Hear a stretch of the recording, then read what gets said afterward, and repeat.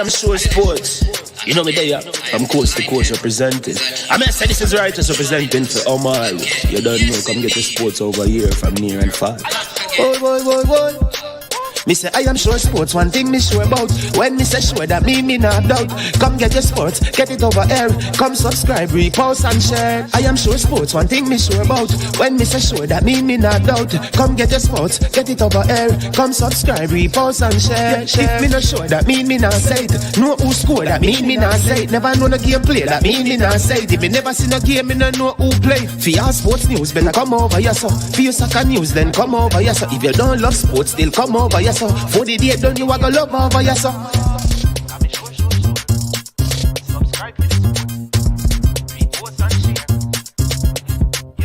So when it comes on to behavior concerning football, Jamaica is decent. I am sure that if we can get all of these things done, set in place by the end of April, it gives us enough time before the World Cup campaign. Not afraid of no Brazil, no Argentina with these crap of players. We are good enough. Remember to like, subscribe, share. Listen, comment. Let me know what your thoughts are.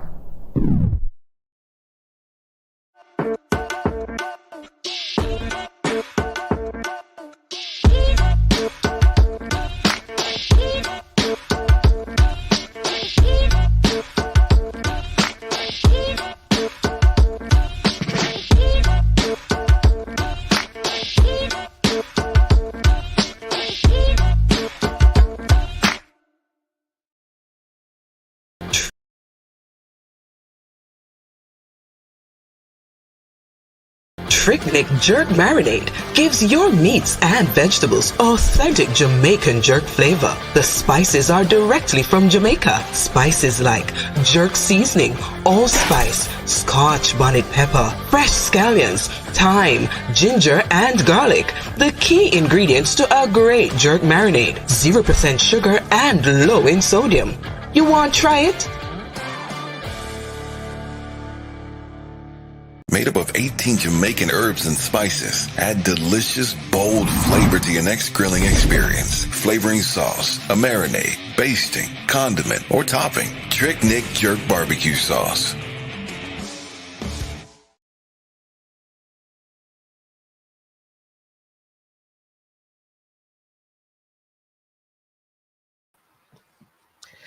All right, good afternoon, and welcome to the show. It is a big one today. I know you're going to enjoy it. It won't be long because we have a show coming up later where we will be talking from representatives of William Knibb. Yes, William Knibb. We'll have some representatives from William Knibb High School talking about a big event coming up. Later this evening, we're going to have that. So this one is going to be a good one.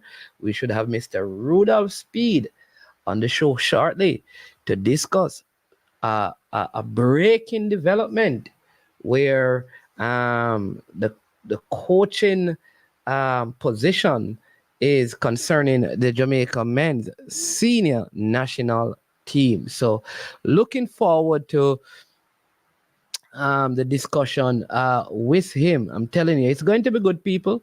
So stick and stay with us. It's going to be really good. And so, yeah, looking forward to a good show. Glad that you're here. Hope everybody's doing well, doing fine, and that you are blessed as usual. Before we even get into the content, though, I need your help, people. All right, to do a few things for me. One is to hit the like button, right? Do that immediately.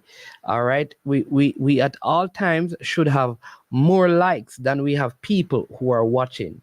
And it takes a couple of seconds. So before we get into the content where you have to close out or pause to go and hit the like button, you do it right off the bat. And if you have not yet subscribed, you also subscribe to the platform. Live 11 Radio, Dre, Any Weather Sports, Ricardo Baggio, Triple E, Siobhan Peart, George Simis, Everdeen, big up yourself, Corris Carneef, Paul Watkins, Drew, Ross, aka Drew Fortis. Big up yourself. To those who are in TY, Tyrone, bless up yourself. For those who are in the background, you're watching, you may not make a comment, but you are a viewer of the platform. Jam PL fan, check him out. You understand me? Always covering a lot of JPL stuff. You can if you want to hear JPL stuff, he's one of those channels. That's Jam PL fan. Nowadays, blessings to you, my brother. All right. Also big up to IT Push. The I don't know. He's the Jamaican Trini.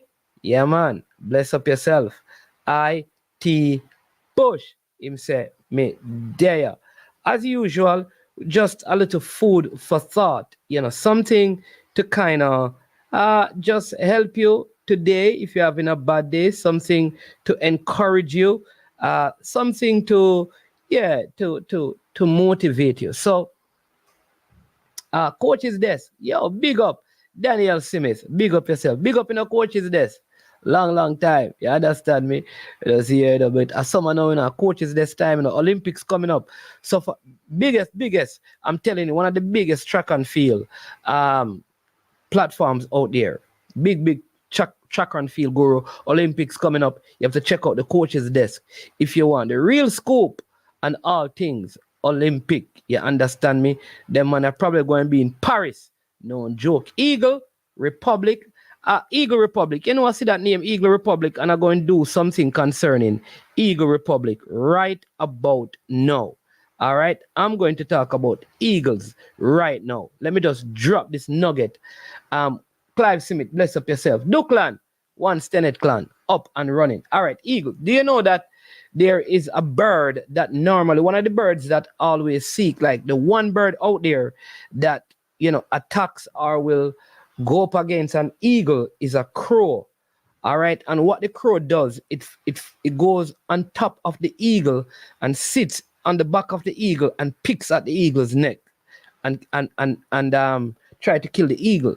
So it normally waits until the eagle comes to a lower altitude or comes down to ground level, and then it lands on the eagle. Now, the eagle don't fight the crow on the ground. What the eagle does, right? The eagle it doesn't even fight. It just keeps on going higher and higher and higher and changing the altitude.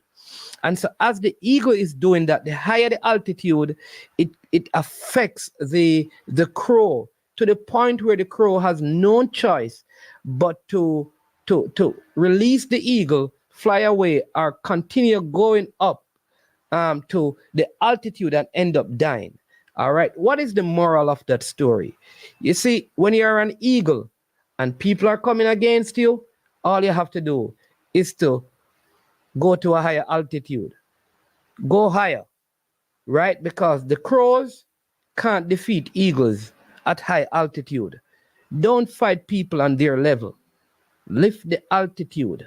Lift the lid on your life, on your thinking and your attitude, and go higher. Soar higher. The eagle doesn't fly. The eagle soar, meaning it's carried by the winds. So the higher you go, it's the more the crows who are on your back fall off.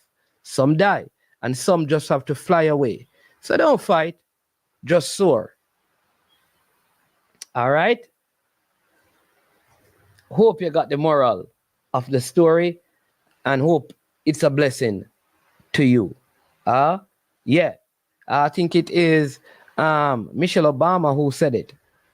When they go low, we go high. Yeah. You understand me? There we go. All right. Now, I came upon an article that too long ago. And so before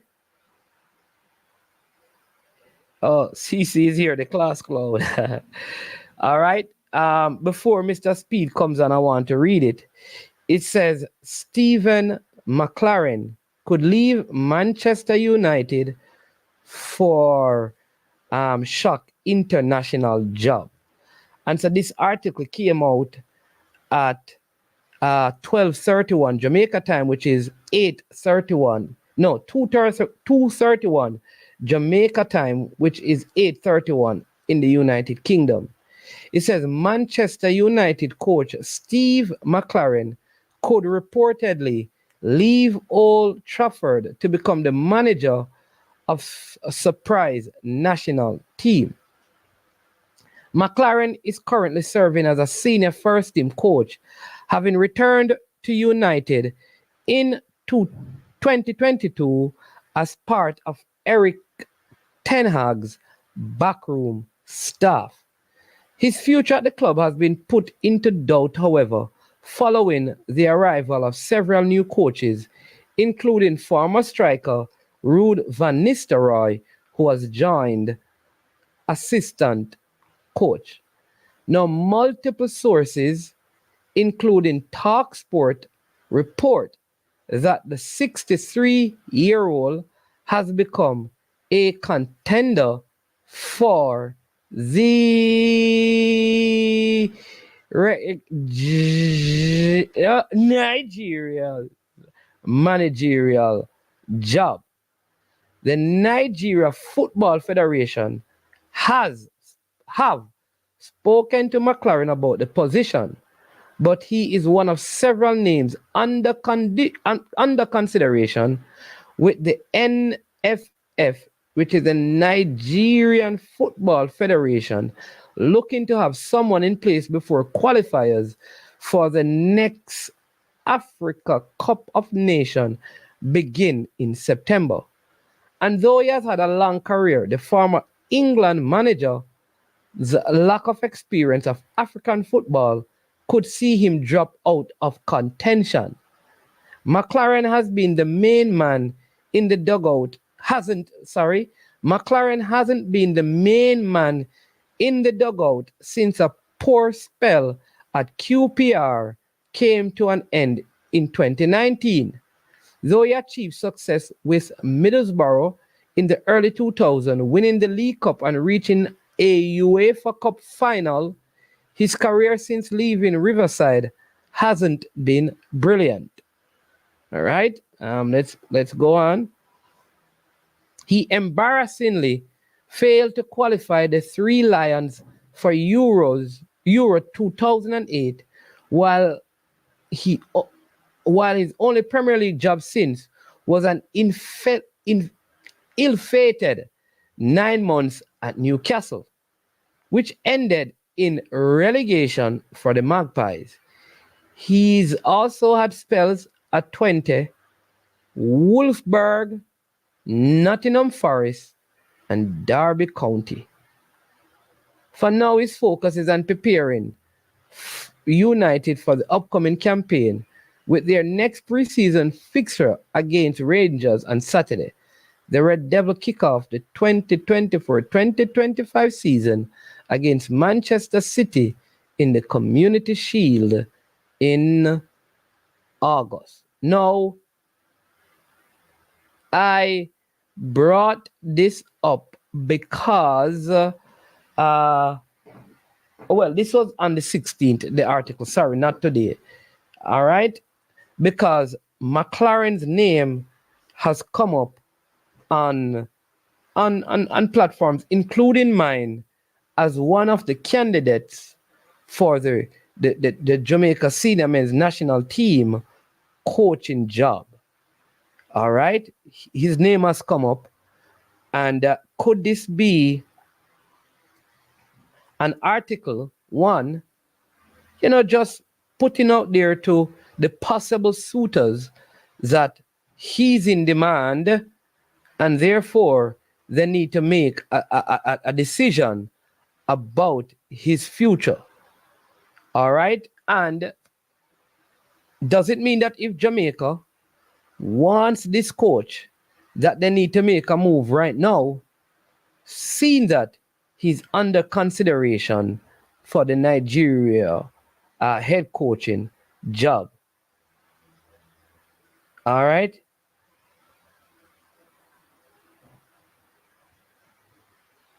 All right.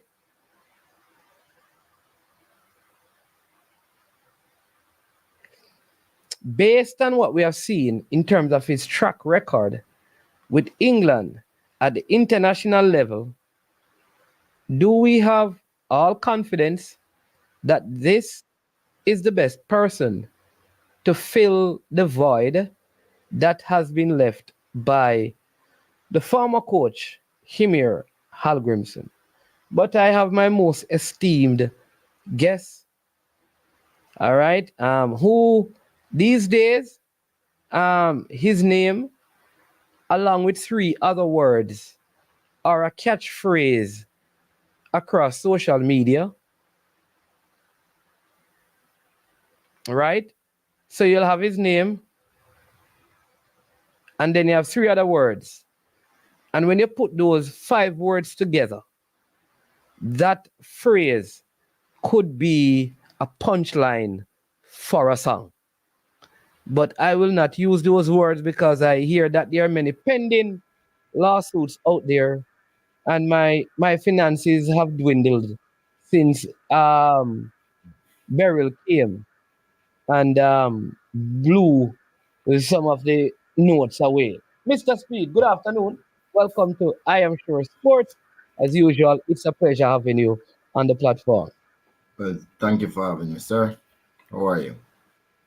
I'm giving thanks, we have breath in our lungs, you understand me? Today, I've decided that I'm going to live like an eagle, fly to high altitudes.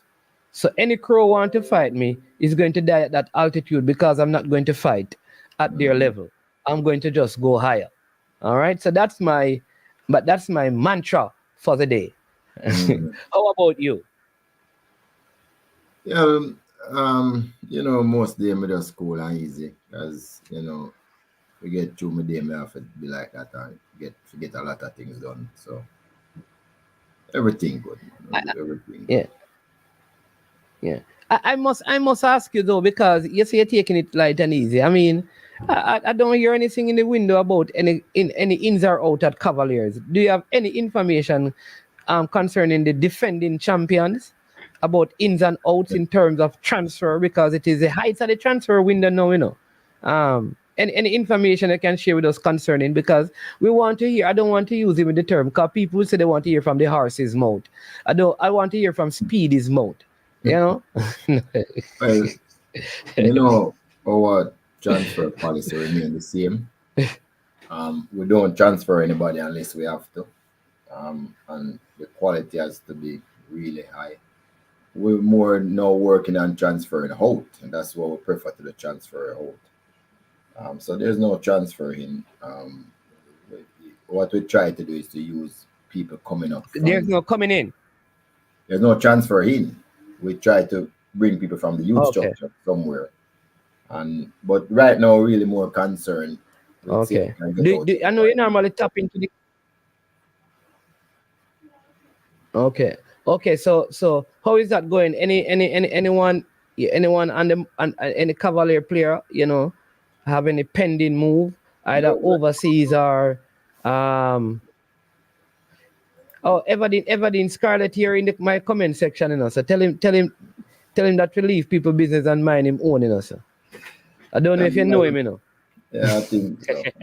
I don't know nowadays because you know what is happening. People have forged people's name and put, writing things on comment sections. I don't really. But all right. But no. We not have no transfer in. We're really trying to work with what we have. Yeah. We have a different policy how we go about things. So we're sticking to a story and trying to work with what we have. And we're trying to see if we can get nobody out so we can make some money. So that is our MO. And we're trying to stick to that. Okay. All right. Jean-Pierre Fanny saying, Mr. Speed, with Mount Pleasant already playing preseason matches, how are Cavaliers preparation going? Well, we just gone a week now. We start back. But everybody jump and have them own structure and how they want to do things. They had a change of coach, so they probably had needed more time to prepare their team. We have basically our same team. and we don't have no change of code. So we're good to go. I mean, we still have the first game is about 5 weeks away against Mount Pleasant. So we think is enough time. 6 weeks was good enough for us. That's something like that we always plan. So we're good. Okay, awesome. All right. How much players Mount Pleasant transfer in? Hey, you look like you look for information or ever in. Now nobody can count Mount Pleasant transferring. It could be any amount ever did. To be honest, they could transfer in a whole team and a half. Because that's usually what they do. But big respect to them, man. We like how them go about things. Them probably have a rival now in Montego Bay United in terms of the big spenders. So and Chapel Maroon wasn't a shortage of money why they drop out. So a couple more big spenders in the league. Good for the league. I mean, people who don't have enough money have to find a different way, which I keep on telling people say, you have to look on all of the pillars of the sport: management, technical staff, yes, money, financial, and the players. So all those four come together and make you win titles. But when you have deficit in one, you just try to be really good in others, and you should be good. All right. All right.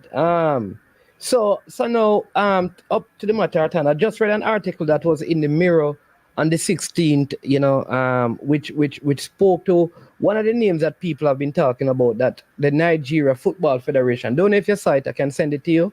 They approach Steve McLaren to give him the job to coach Nigeria, but it did also say that because he has never been in Africa, he may drop out of contention, but he's one person that is being considered.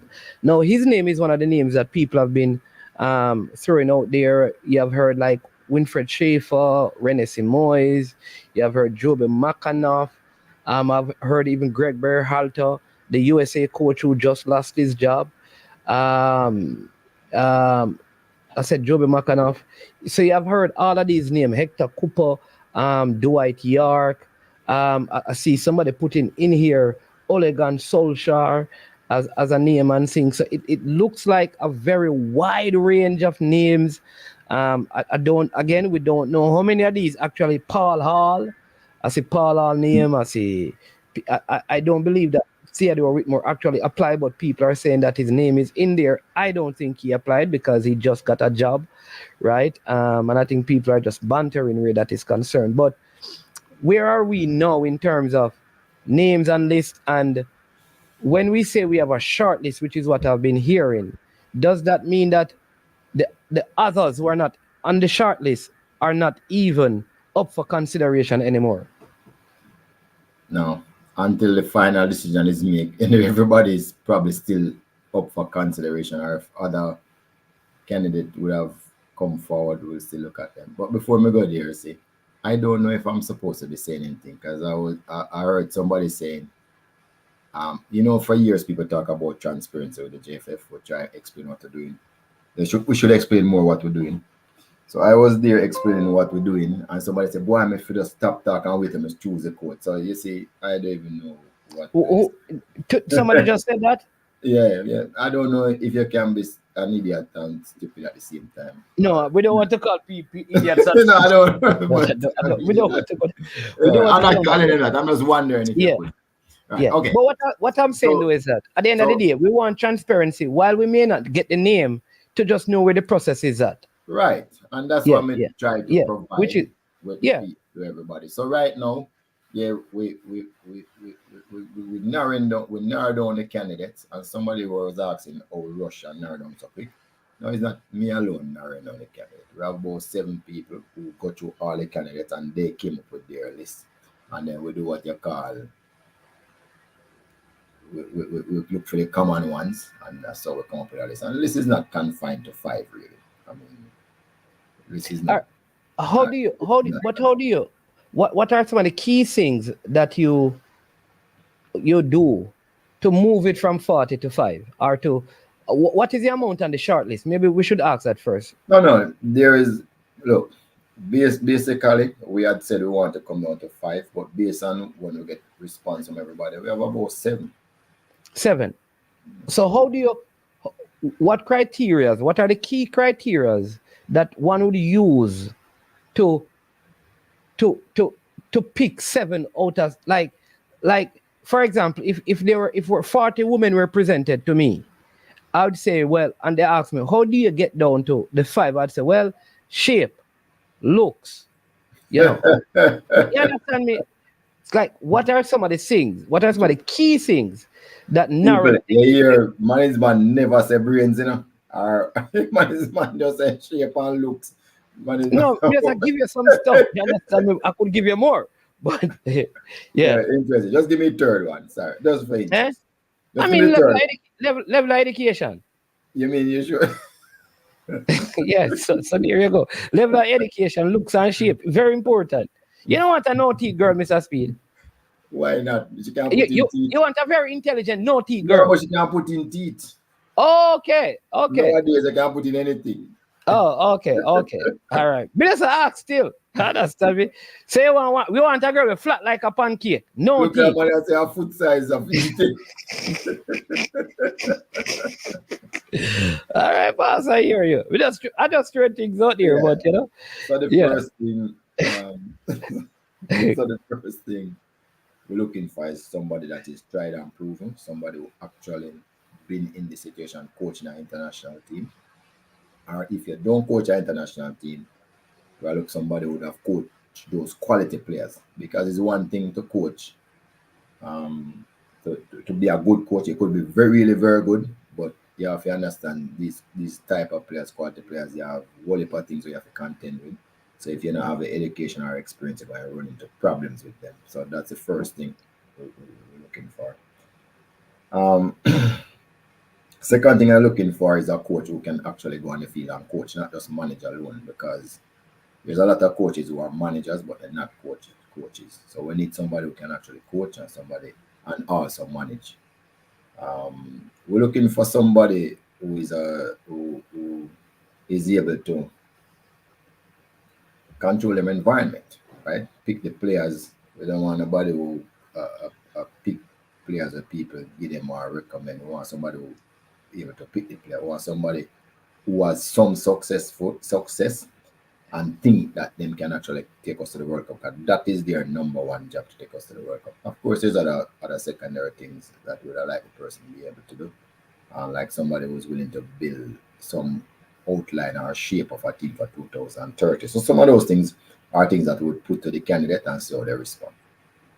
Okay, and so based on that, you believe that your shortlisted persons fit all of those criteria, and you believe that those criteria are also measurable, like the one about controlling the environment.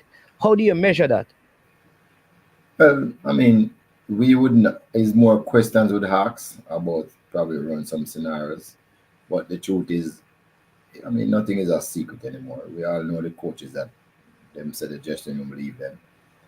So those with deeper dive into some information, we can get those. So but you want somebody who the players respect for whatever reason, whether them are good players in the past or good coach or just the whole environment that they grew up in.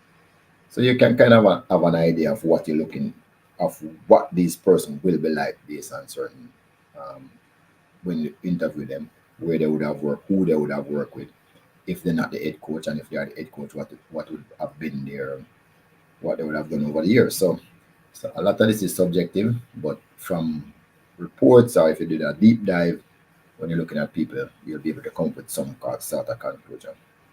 Okay. All right. Then the next question would be, because you didn't mention, I know that you're always talking about coaches getting qualified. You didn't mention the coaching badges the coaching badge that the person at the qualification.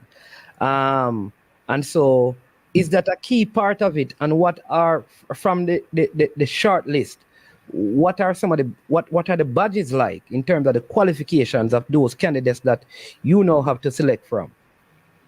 Yeah, well, you see, a year ago, we just talked about badges, but now you just have to have a pro license. I have no interest in if you have a pro license. So many things bother me. Which is a UEFA pro license, or you don't have to be UEFA? You just have to have a pro license, yeah. I'd prefer you have it from UEFA or you have it from South America. Those are the two countries or continents that has ever won the World Cup.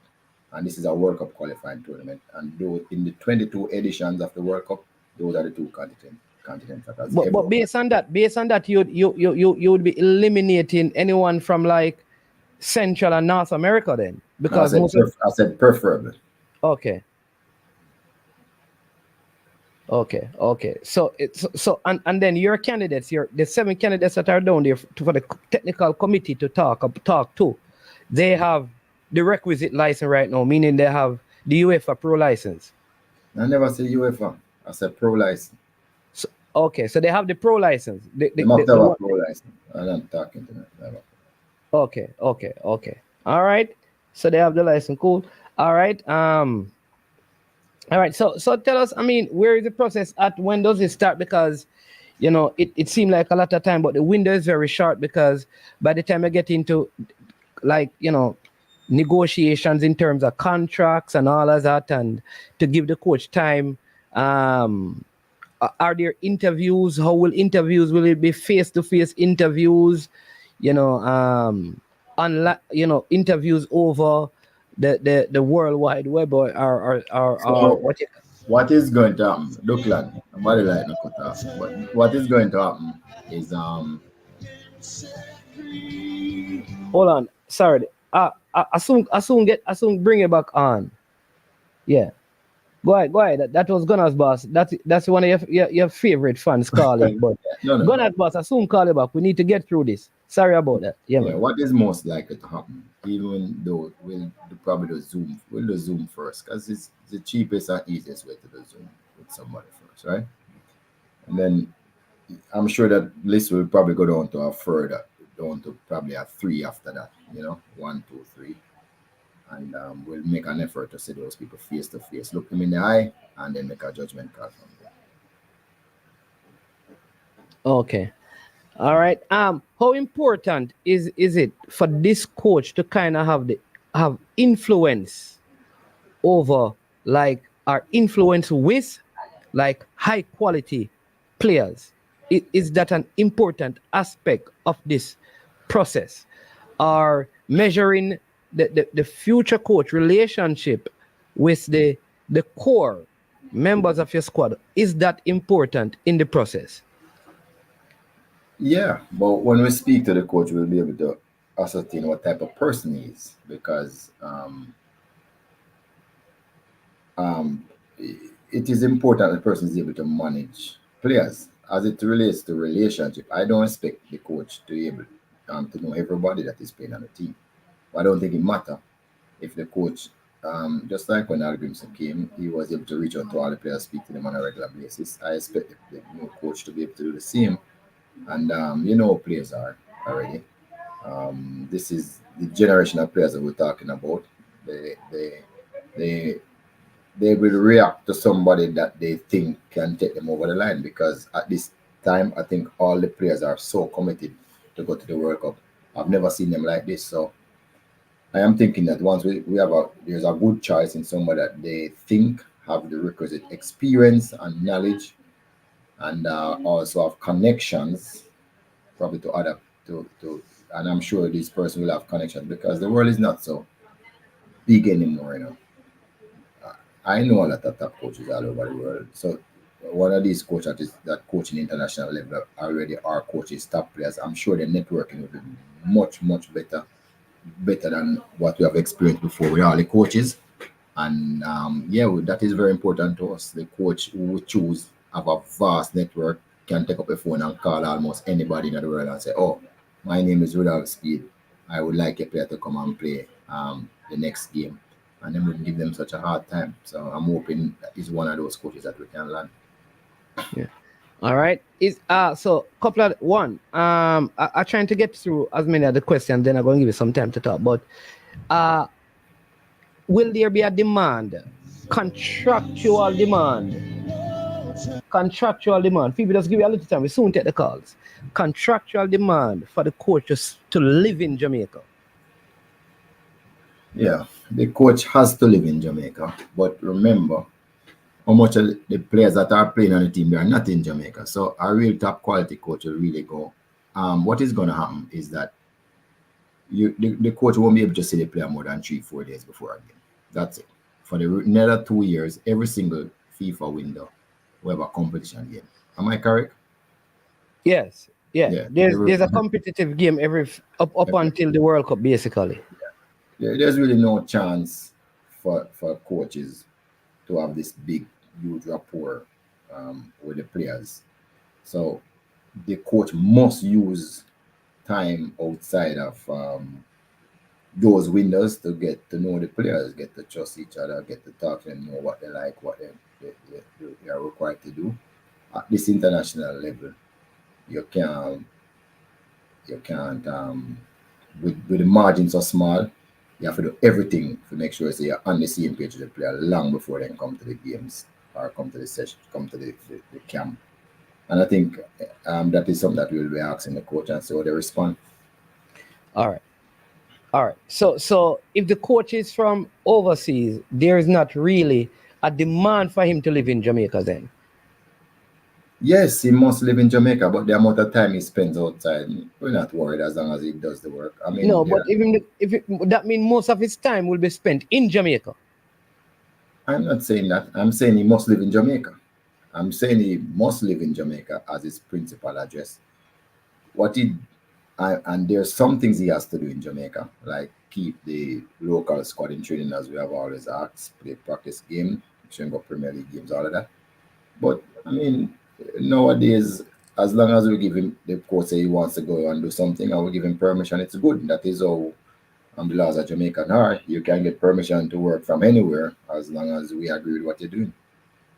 Okay. So his permanent residence will be in Jamaica, but he will have the opportunity as it demands to travel if he's not a Jamaican citizen.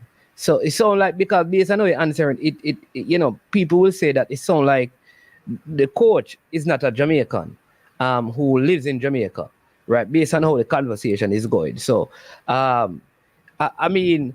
No, I never said that. I said, if it's a Jamaican... If it's a Jamaican, yes. Well, we have Jamaicans that live in Jamaica. That's what I just said. Because not all Jamaicans live in Jamaica. All right, cool. Yeah.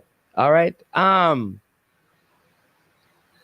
right. So I mean, tell us. Tell us what are some of the regions like from your shortlist? Is it Europe, Central America, South America, Africa, Caribbean? Let's use a broad region.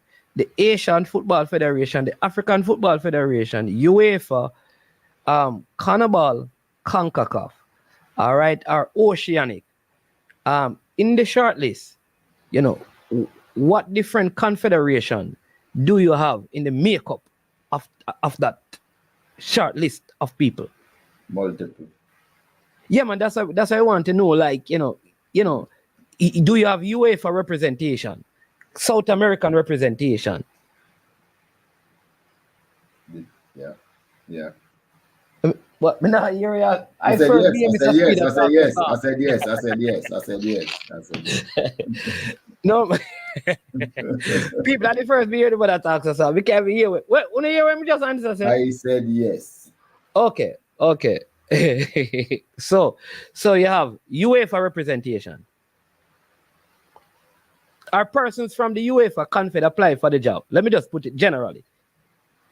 Because you had 40. Yes. So, all right. So now... Multiple. So now that you have boiled it down to 7, do you still have UEFA representation? Well, even after me release the list of 40 to the committee, we still get more applications. The application don't stop. Application still ongoing from all over the world same way. So if we really go back a court, we probably reach about 50 or 60 by now. So as I said before, it don't even matter where the 5, the 7 we have now comes from. It is possible that... Yeah, man, it matters. It matters, Mr. Speed, because based on your answer, because what I'm saying, it does matter. Because what if the 7 persons are from Jamaica Or they're not. Oh, so, okay. I mean, how many Jamaican? No, me ask how many Jamaican residents make up your 7? They're not. They're not. As a matter of fact, Jamaicans in the 7, but no Jamaican resident, no in the 7. Jamaican meaning singular. People who have Jamaican nationality in the 7, but no Jamaican who live in Jamaica. I can't be clearer than that. Man is man, me done again. No. Oh, great, Mr. Speed. Now answer the question. What is so? But I did answer you. Yeah, all right. One more we don't have here. All right. So we understand what you're saying is that there's no Jamaican citizen who presently resides in Jamaica that is on the list, but there is a Jamaican in the list of the 7. I mean, we understand. Words. Your words. Oh, you didn't say No. You said Jamaican, you know, because you're a very intelligent man in here. You worked at, I think, the Gleaner, and you never had an S to Jamaica. You never had an S to it. So if you say Jamaican, it have to be I know. Is you add I didn't say Is you say it. Okay. So it's Jamaicans then. I didn't say that either. I agree with it. I did say Jamaica. I did say Jamaican. Right. But I never said Jamaicans.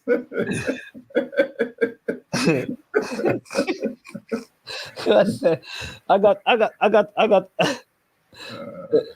All right. Hold on. I just got a message saying that I need to stop pressure. People obviously don't know Mr. Speed. Man is can't pressure Mr. Speed. If Mr. Speed vex him, say, yo, me come off here, man. And him gone about him, brother. So nobody can pressure Mr. Speed. Number 1. Number 2, if man never say, boy, me I go like a gender reveal business. Good one. You good one, people. Like that, People, good one. I'll use that one later on. All right. So the other thing I want to ask, and these are just and then I'm going to take a couple of questions that came in.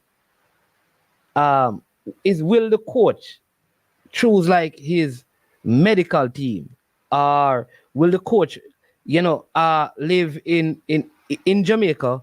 Is it more prudent for the coach to live where the center is at, or is it more prudent for the coach to live out of the hustle and the bustle and just hide in the community of Jamaica? What are your thoughts on that? Nobody live at the center, so it will be wicked to put the coach at the center. Actually, no man, meaning close. I said close to the center, meaning live in Kingston, because I didn't want to say Kingston, but seeing that you said the center, right? Who somebody in here typing that them name Rudolph Speed saying that's an imposter? What's going on? You see that? Yeah, I saw the person on another program. It's difficult, but it's good though when people it's good when people imitate you. Yeah. All right. So it means that them flattering you. All right. So what is happening is that the coach can choose wherever he wants to live. It's up to him. If he anywhere in Jamaica that he wants to live, it's fine with us. So we don't have an issue, really. All right. We I want to be balanced because we had one of your favorite fans that was calling. All right. I want to make sure that I make him talk first before. This is Gunner's boss. So let me just call him back because, Gunner's boss, good afternoon. Welcome to the show. Yeah, man. Your number 1 coach is on the program, sir. Hold on. Disconnect that, man. Disconnect that. Disregard that comment. I don't know what happened. I call him and I call him on video call. Go ahead now, yes. Big up yourself. Yeah, man. Are you guys in, man? And me? Yes, boss. Oh, yes, sir. Mr. Speed. Yes, sir. Big up yourself. Sometime when we see you over here, I'm not even talk to Manins man right now. I talk to him afterwards, but I have to talk to him. But sometimes when we see you all over the place, so me kind of believe you're too regular all over them place, You know why you don't know? Just be like where USA do, man. The coach quit you go get where a coach, and when you get where a coach, you reveal it. Because every day I see YouTuber them and the fans, them a select coach and a refuse coach. You're giving them too much, you're too transparent. No. I am not giving. Hold on, Gunners, boss. People say the JFF not transparent. I'm just trying to tell them what the process. I'm not telling anybody who's the coach. So if people ask about the process and where it reached, what did they just say, Mr. Speed? You're not telling anybody who is the coach? Yeah. So there is a coach. There's a lot of coaches. Oh, so you should say you're not telling anybody who the coaches are. Yeah. I mean, Mr. Speed. I take the correction. So hold on, Gunners, boss, man.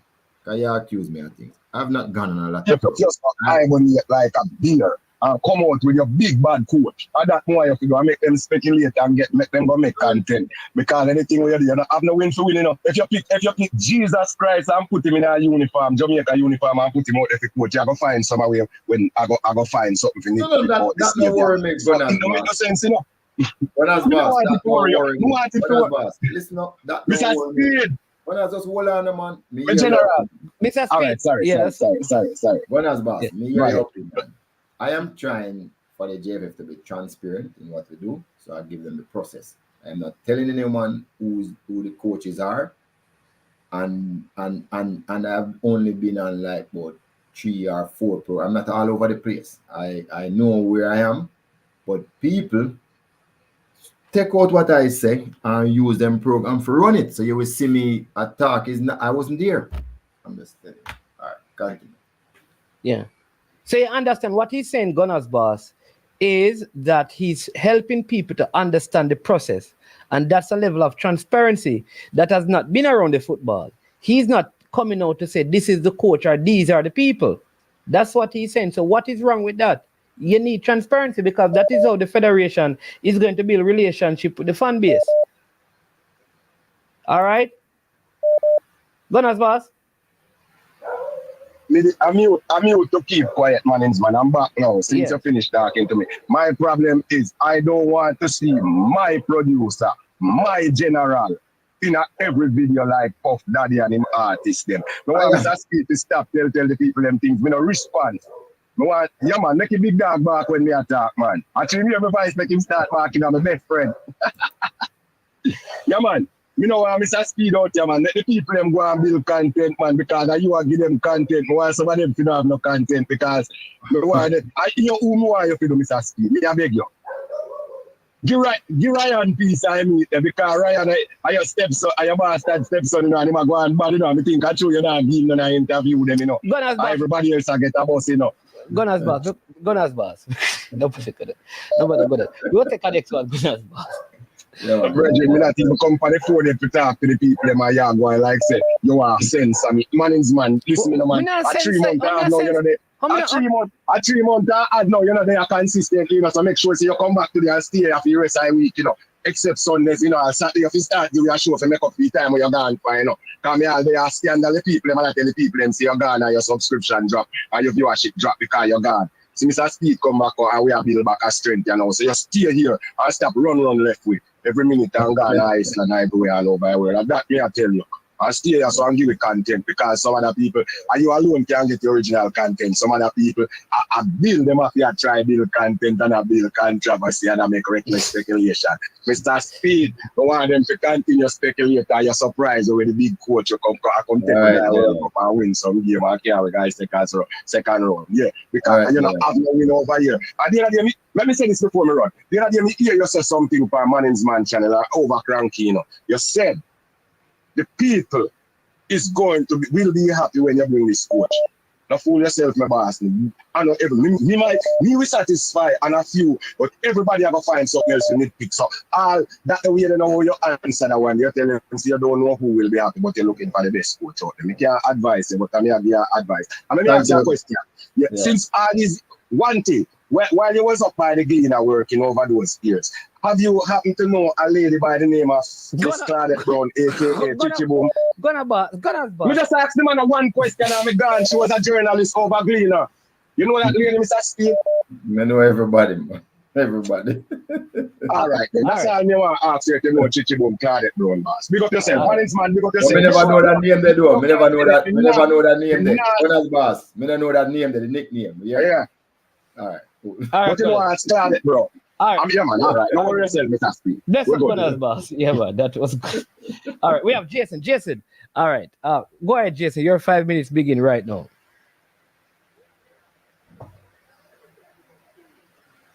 Mr. Speed, Yes, sir. you see the next quarter come to Jamaica, we don't want him to friend with no player. In quarter side, in my quarter side, in quarter side. Me don't want him to friend with no player. If a player not play good, either end up against Karl Mark or him get banged. You get me? Me don't want the coach to friendly with no player that means say him not play good and the coach can bench him. So there's two things. You know what I'm saying? Yeah, there's two things, because some coach believe in a relationships. So they want to have a good relationship with them player. So the player so there's a level of trust between both the coach and the player. So so in what so you have to kind of understand there's still a difference between friendship and relationship, although some of the time it look like it's the same. So I know most top level coaches, them have relationships with them player, because it's easy for them call up the player when they have good relationships and they say, oh, the match made like this happened, this never happened. So I say, okay, coach, and learn and move on. While if the relationship strain, the coach might not want to speak to him a lot. So friendship and relationship is two things, but coach must have a good relationship. I hope people don't think it's the same with them players. It's always best for the team and for everybody. So, Mr. Speed, you as a coach, right? How you deal with it when you have a relationship with a player and you don't get what you want out of the player? How you deal with it? Well, me tell the player them say me and them are a friend. Me tell them I'm gonna repeat it over and over. No, me not your friend, me is your coach. So that me drill in them head.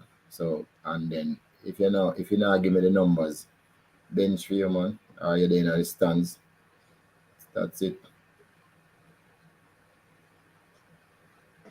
Well, that's what we want to make the coach to know. And everybody has a different style. You can't tell the coach that call up. No, I don't want the coach from Jamaica come friend with don't play with for player and play good at the but the chairman of the technical committee thinking can tell the coach, hey coach, make sure say you're not player and a friend. No, we can't tell him how to do him work. But look at the end of the day. No. But at the end of the day, you have coaches, who play football with them players. Not about big clubs, in our world, the coach and the players them play every day. So there's some bond there, right? Now, what the coach may talk about, win Champions League enough time too. So you have other coaches who allow the owner to come in and talk to the players them before games. You have some coach that could have never happened. So everybody have them different style and how them operate. My thing from the technical committee, carry the team got a World Cup. You look like you're not carry, you're probably gone. So it's really success more important to me than how them get them work done, because at the end of the day, they're a contractor, not an employee. And a contractor, you tell them what you want them to do, but you allow them to get there. And that's how we kind of have to treat the coaches. Okay. Well, I don't want the next coach come and end up like our argument end up friend with player. You get me? You come to that conclusion though, Carla? Yeah, because player get bent over 3 games and it's same player in a game every game. But maybe him not have an option when him trust.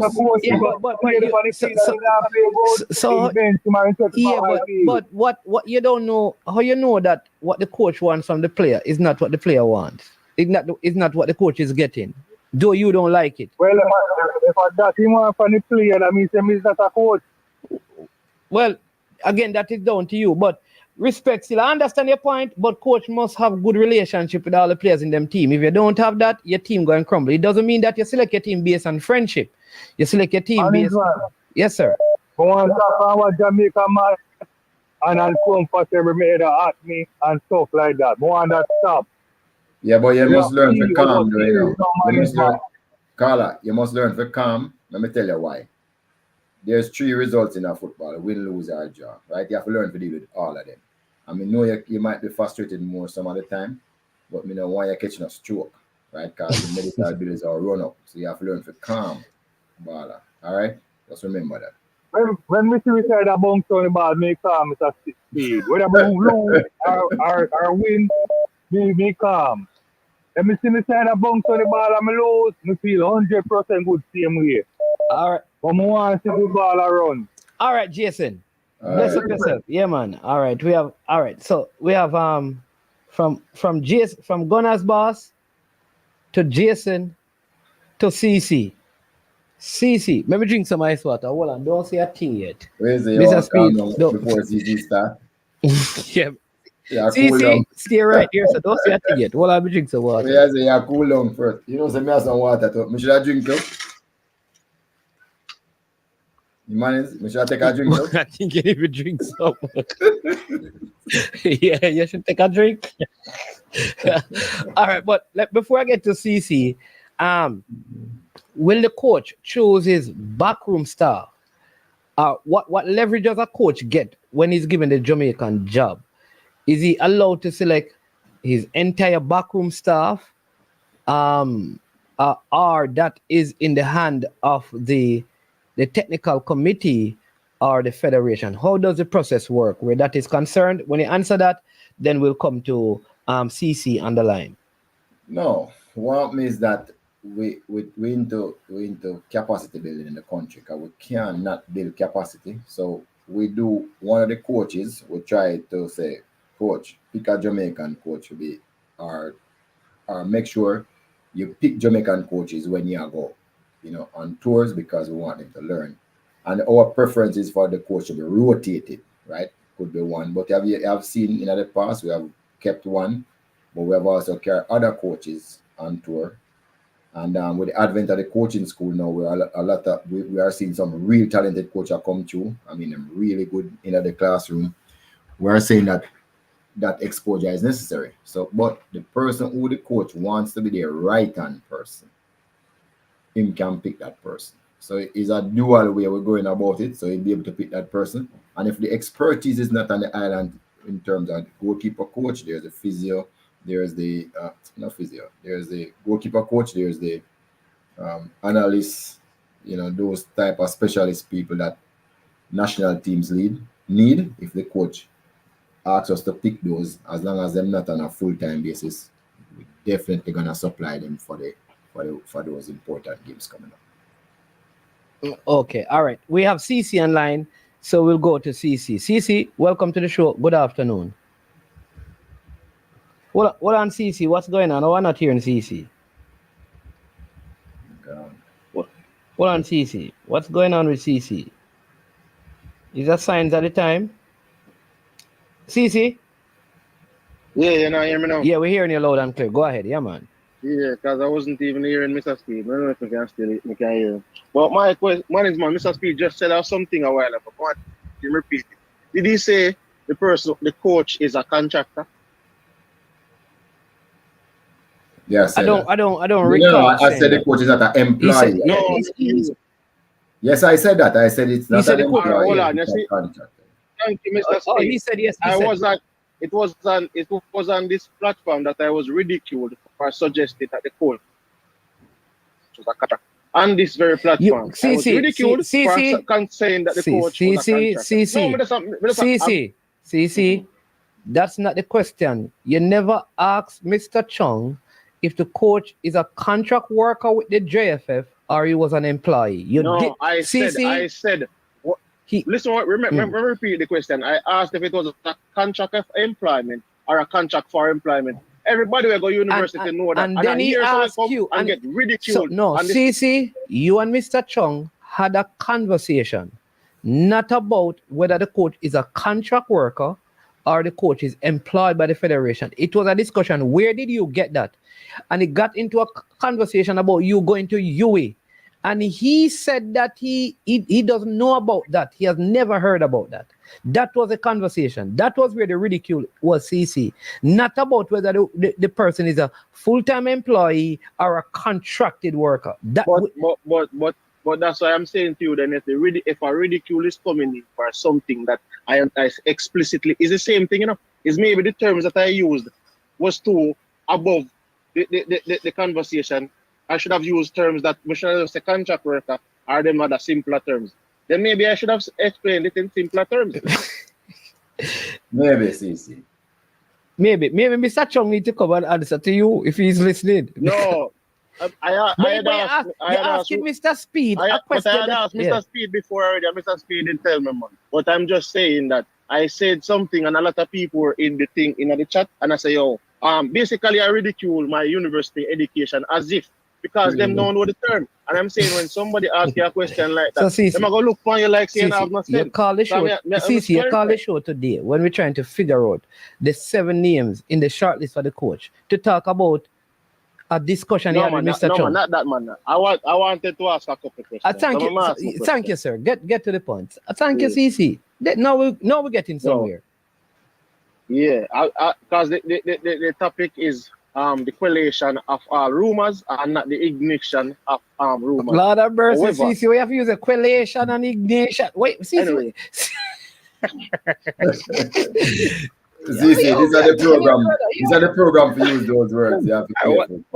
You want me have Quell. They want just use correlation. Why not stay like that, boss? All right, go ahead, CC. All right. So my question is this, Mr. Speed. We just spoke about the coach. What I want to know is like if the coach that we're looking at somebody that their first language is it English or they are multilingual? It don't matter. That wouldn't have been my first. I wouldn't be looking at that firstly to see what language they speak because say if English is your predominant language, maybe you're not so good at football, right? Yeah, so I was just wondering if in this event, if the primary language of all those candidates are English. No. That wouldn't have been what I was looking for first. As I said, the first criteria is trying. No, that's not really what you're looking for. But I just ask if the primary language of all this 7 of the shortlist is English. No. But the thing is, if 2 people get the same amount of marks and one speak English and one speak, say, some other language, not say Spanish, because we kind of can understand some Spanish. So the person speaks some other language that we're not so used to. Then the English person probably would get the nod, yes. I would say that.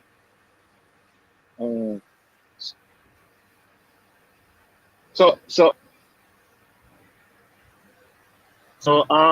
question though, because I know you see Dutch football in terms of their total football, and I even think Portuguese style somewhat fits our type of players that we have. So are we looking in the Netherlands or the Portuguese region? We're looking in Europe, but I don't know why. And Europe is a very small place. It's even smaller than the United States of America. So I'm saying the truth is though is that the truth though is that if you're looking at how we look, then clearly we would have more look like France. So why nobody not saying France? I don't understand. No, was just let's bring up France, CC. Hold on, CC, because we just heard that Patrick Vieira is without a job. Have you seen any application with Patrick Vieira on it? Or has anyone from France reached out about the job? Well, I think we have people from almost every country in Europe. I don't want to just be singling out everybody, but yes, there was a French person on our list. Yeah. Oh, okay. There was a French person on the list. Okay, he was on the list. So there's a Dutch person on the list who played in a World Cup.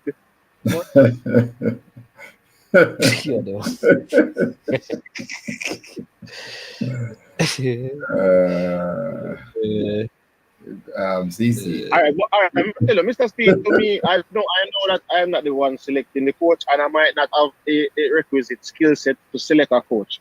But my thing is like, like a guy like the Portuguese coach like a Sergio Canseco. I think Canseco. I think that's how his name pronounced or something like that. But I like his style. I like the Mark. I like Mark Van Bommel, but I don't think he has a job. And I think he had an assistant stint at Australia and also with Saudi Arabia, if I'm not mistaken, and some stint in clubs. Also, he's won the Champions League. I think he was part of the 11 in the 2010 World Cup and such. So, I mean, from a player standpoint, from a coaching standpoint, I mean, I think even one of them person will not that I recommended or anything. That's why I was asking if we are considering persons who are from the total football family, like the Dutch people, and then you have like the Portuguese who plays a little bit more pragmatic, but them have a little bit of flair and something there, improvisation in their coaching style. All right, CC, that was not really a question. That was a statement that you're making. I think it's a good statement. So, Mr. Speed, thank you, CC, for calling, but I'm going to. So, Mr. Speed, you can go ahead and respond to it. All right, hold on. My final question is this, Mr. Speed.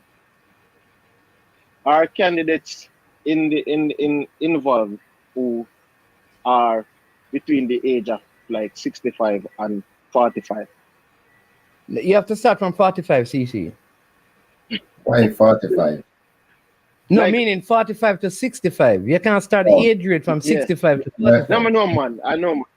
Okay. 45 to 65. Well, 45, they say, is the perfect age. So I suppose that's why you use 45 to 65. I think everybody is in that range. There's nobody older. Oh, no, except one. There's nobody outside or below or above. Except one. I remember one. Just one person. Except one? That one that might be the Jamaican, but anyway, coach. That one might be the Jamaican. But thank you, Mr. Speed. That's just my question. Yeah, all right, respect, CC. All right. Yeah, man. No. Yeah. No, that him said that. All right. No, that him said that are two people outside of the ring. So two persons, which would be on the lower side, because 45 to 65, and so others would be below 45. Or do you have above 65? Like, is there an age? Like, only one person I can remember above 65. So there's someone above 65. Okay. But based on what we have heard, we heard like Rene Simo is applied. And I know that he's above that age. That Schaefer is a Schaefer above that age. So I'm not sure, but I think so. So that's interesting. That's interesting. So what they were trying is asking if Hal Grimson, because you were talking about the coach having the option of selecting at least some of his backroom staff. So who was Hal Grimson's right-hand person that he picked? Hal Grimson picked a lot of people. You travel with him. He had at least 5 people that he picked that was working with him that he picked. And he had asked for another assistant, and we had said yes, he was supposed to find the person. The person never came. So that's it. Do you believe, Mr. Speed, like boy, ideally this coach is there, but I think somebody said it earlier that we have rice and peas budget, but that coach is oxtail. Or you think like we as a country, if the coach is the coach, we can find a way to make it work. Right. Given what the demand would be. For example, available. Go ahead. I don't know who said that, because I remember us being,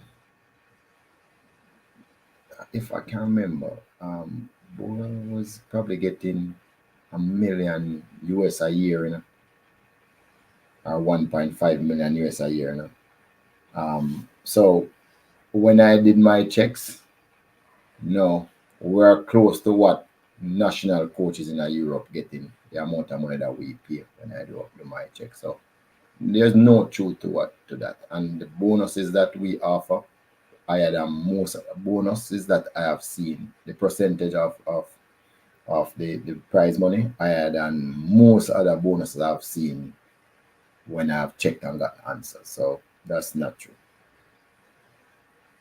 Okay, so you're basically what you're saying is that the JFF, through its negotiation, would be able to afford coaches based on what their payment structure is and the bonuses that they have. Top man, them, I'm not talking about the untouchable one where we can't get. There's coaches where we can't get.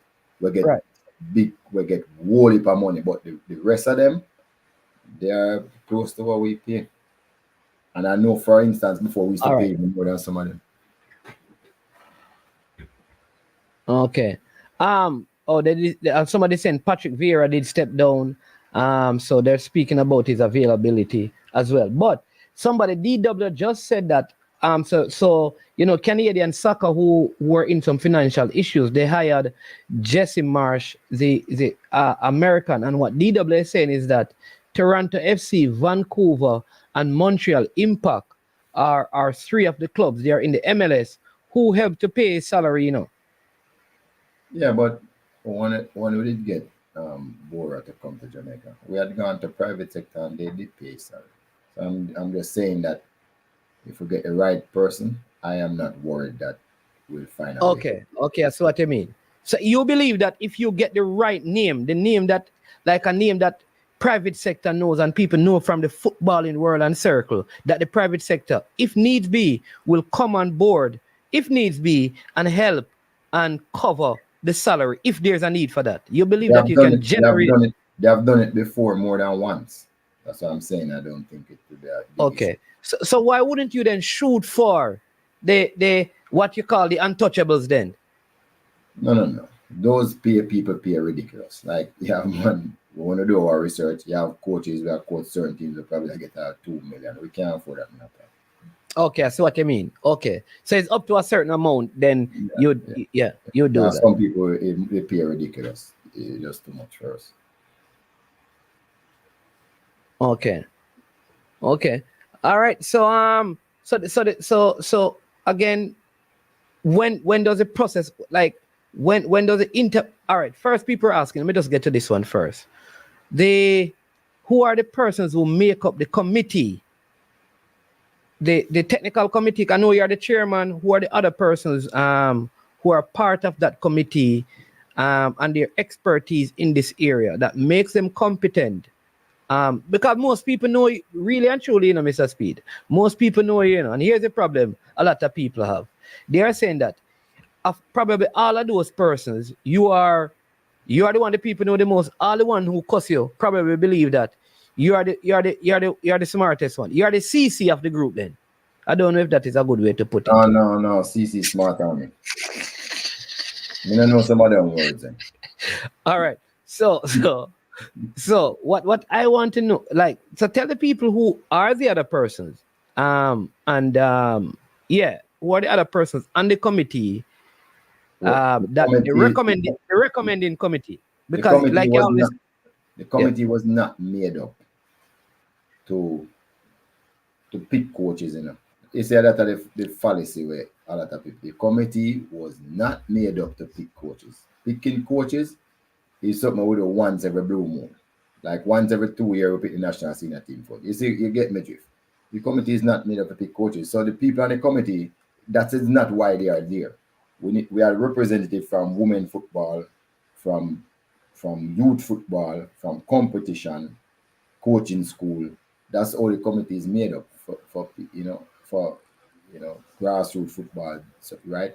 Then we have a few persons who deal with technical things. So I'm going to decline to tell you who they are because the criticism is not going to stop because of foolishness. But we also do have asked other people with technical expertise, some in the country and some outside the country, to introduce persons to us. Who are not part of the committee? No, and they have. Okay. But we're not relying on our people alone to get coaches that are good for the program. No, that's not the case. And that is one of the reasons why so much people come in. So I would have asked somebody that I know from Croatia, and they are in Europe, and them send some people say, okay, look at these. I mean, there's even nowadays, you see, there's transfer market that tell you how much coaching on a job, you know. All the coaches are on a job, you know. You know that? Yeah, man, it's on the transfer market. Because the coaches have agents. I know a couple of coaches that their agents are also players. They're agents for coaches and agents for players as well. So that is why when some of those coaches go to certain places, the players normally go with them because they have the same agent. Right. And that's why I'm not surprised that there's a list. But so anybody can go there and look at the list. Okay, so you're saying that you don't want to give the name of the technical committee, the members of the technical committee? No, I don't want. I don't think I need to, because all the people I do, I go look for people and start costing to them or nothing. And, no. I'm not saying your program, but some program.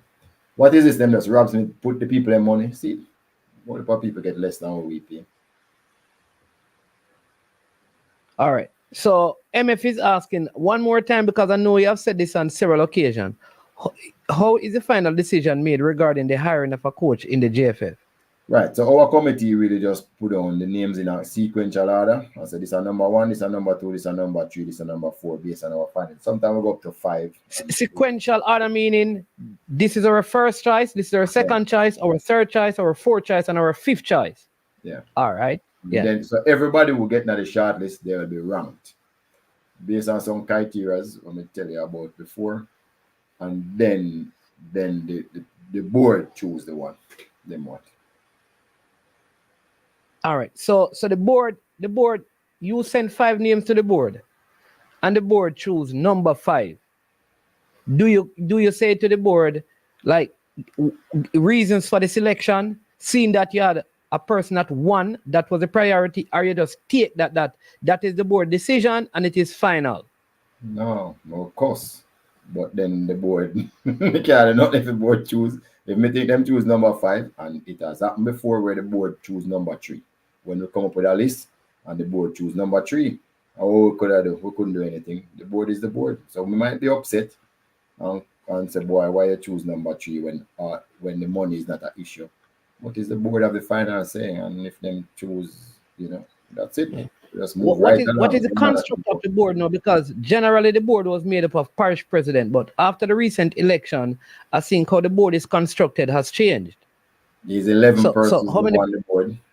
There's 11 persons, and it's just a simple majority. If 6 say 1 and 5 say the next one, that's it. The 6 win.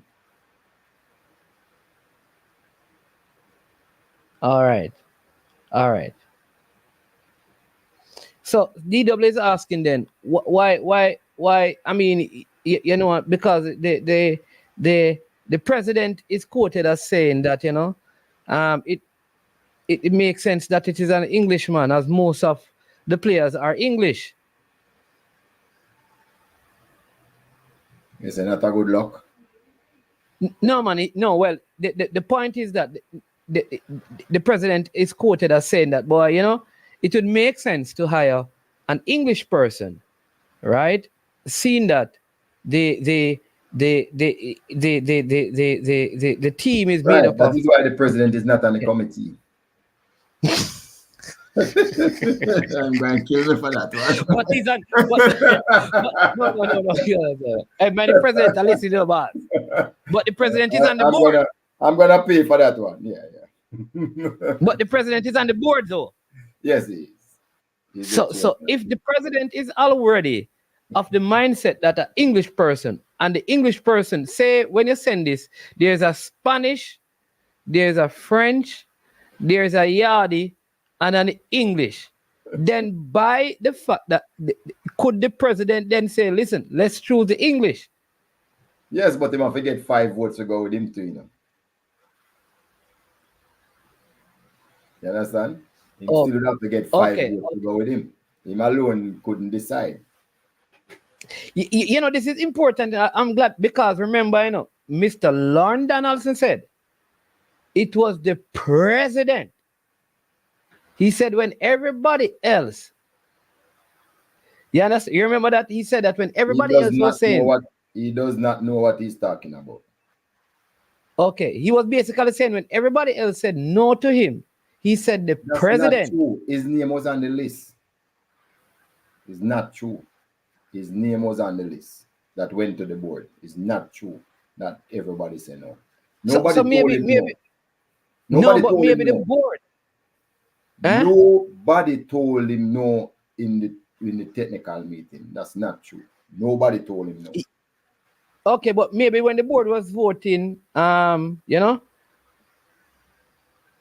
I don't know, but that's what he had said though. But so Yeah, it would come across. It's not true, but it kind of make no sense either. Who ever tell him no? Somebody sit in front of him and tell him no? That's not true. Okay. Listen, so do you believe like what you see from English football, what you see from South American football? Because you watch the Euros, you watch the Copa, and when you look at, especially in England and you know, and the other places in Europe, do you think like the brand of football that we are familiar with, especially with the English players? Because we can't really look at the EPL because you know you have so many foreign nationals. But when you look at how the English play football, do you believe that fits the attributes and the characters of the Jamaican players? Well, you see, what a weird question, management, because I think it's 15 of the players who come in at the squad come from England. Am I not correct? About 15? Yeah, man, I understand. Right. Right, But, and then we're trying to get another 6. So, no, fine enough. We may end up with a senior team with all of that. But so how are you? But at the end of the day, like, so which system them are gonna play if you have so much of them on the team? You make them play like the Argentina. All right. So my point though is that I find like to me, Jamaican style of play, if I look at Europe, I would say Jamaican players are more like the French players, the Dutch players. When I look at South America, I'll say Brazil more so remind me of Jamaican players. When I look at how the English, when I look at like Declan Rice, or I look at even Saka, it's completely different from how Demarai or Leon plays. You understand what I mean? Because there's a different, we always talk about our athleticism and talk about our speed and our skill and trickery with the ball. When I watch English players, right, unless they have a little Jamaican in them, like Raheem Sterling, you really don't, as somebody saying that Declan Rice is Irish, you really don't see a lot. You understand me? Like Harry Kane don't remind me of a Jamaican forward. You look at like the Walter Boyds and the Teagat Davis. If Harry Kane could have played for Jamaica, you all of your show them would be saying Harry Kane must come. I'm surprised you just said no man. No, listen, we're taking it because we probably have been doing so poor so that a Harry Kane would be a star in Jamaica. Fine. So let's look. For example, Harry Kane is a star at Wallipop places. Don't do that. All right. Let's look. Mason Greenwood, for example. When I look at Mason Greenwood as a winger, he's completely different from how Saka. So there's a character of the players that I don't find. Boy, Mason Greenwood is like probably the best player at Manchester United now. Duckland asking what I'm saying. What I'm saying, right, Duckland, for you and Mr. Speed is I don't believe the English player, the English players play the similar type of football as Jamaicans, right? Like so the player them were playing at the Jamaicans and that are in England, not play like Jamaicans. So here's what I believe. I believe if the Jamaicans who play in England, the Mason Greenwood, the Mikel Antonio, if they played with a French coach at the national level, I think we would see more out of them than when we see them play in the English system. That's what I'm wondering. If that's all I'm asking, and I'm just trying to learn. I'm trying to learn if our system more looks like this particular country more so. While I don't have a problem with an English coach, but that's all I'm asking. No, if it got down to the youths and stuff. So yeah, I'm saying that our system could be like how France play. I am not even saying we play like France, because we don't. But I'm saying we don't. No, we don't play like France. But I think we could, because okay, right, and I think probably one of the better systems for us to emulate. Anyway, they have been world champion twice and runners up once now, last, very frequently. So I'm saying recently. So I'm saying we could, but I don't know if we play like anybody. In fairness, in our last couple years. So I'm just saying that I don't see any problem. And I'm not going to, because even the English players that they are playing on the good ones, them have to adjust, because them have Spanish coach and them have all different type of coach. So I believe in this modern day is more what the coach decides that he wants to do is going to be very important, and then get the players them to buy into what he wants and play the way he wants. And I think we should be good. Okay. All right. One of the big things people are asking is like, this is it. Whomever the coach, whomever comes in, this is it. Because it's like qualifiers are not really 17 months. That's when the World Cup starts. So you have, because you have the qualifiers that end. Qualifiers are like, all the qualifiers are going to end in a year and a couple of months' time, maximum, right? So this has to be it. How confident are you as the chairman of the technical committee that once this new coach gets installed, the choice will be good, the players will be happy, and the fans can begin to believe again that 2026 is still on the cards, and we are going there not just for first round, but to move on.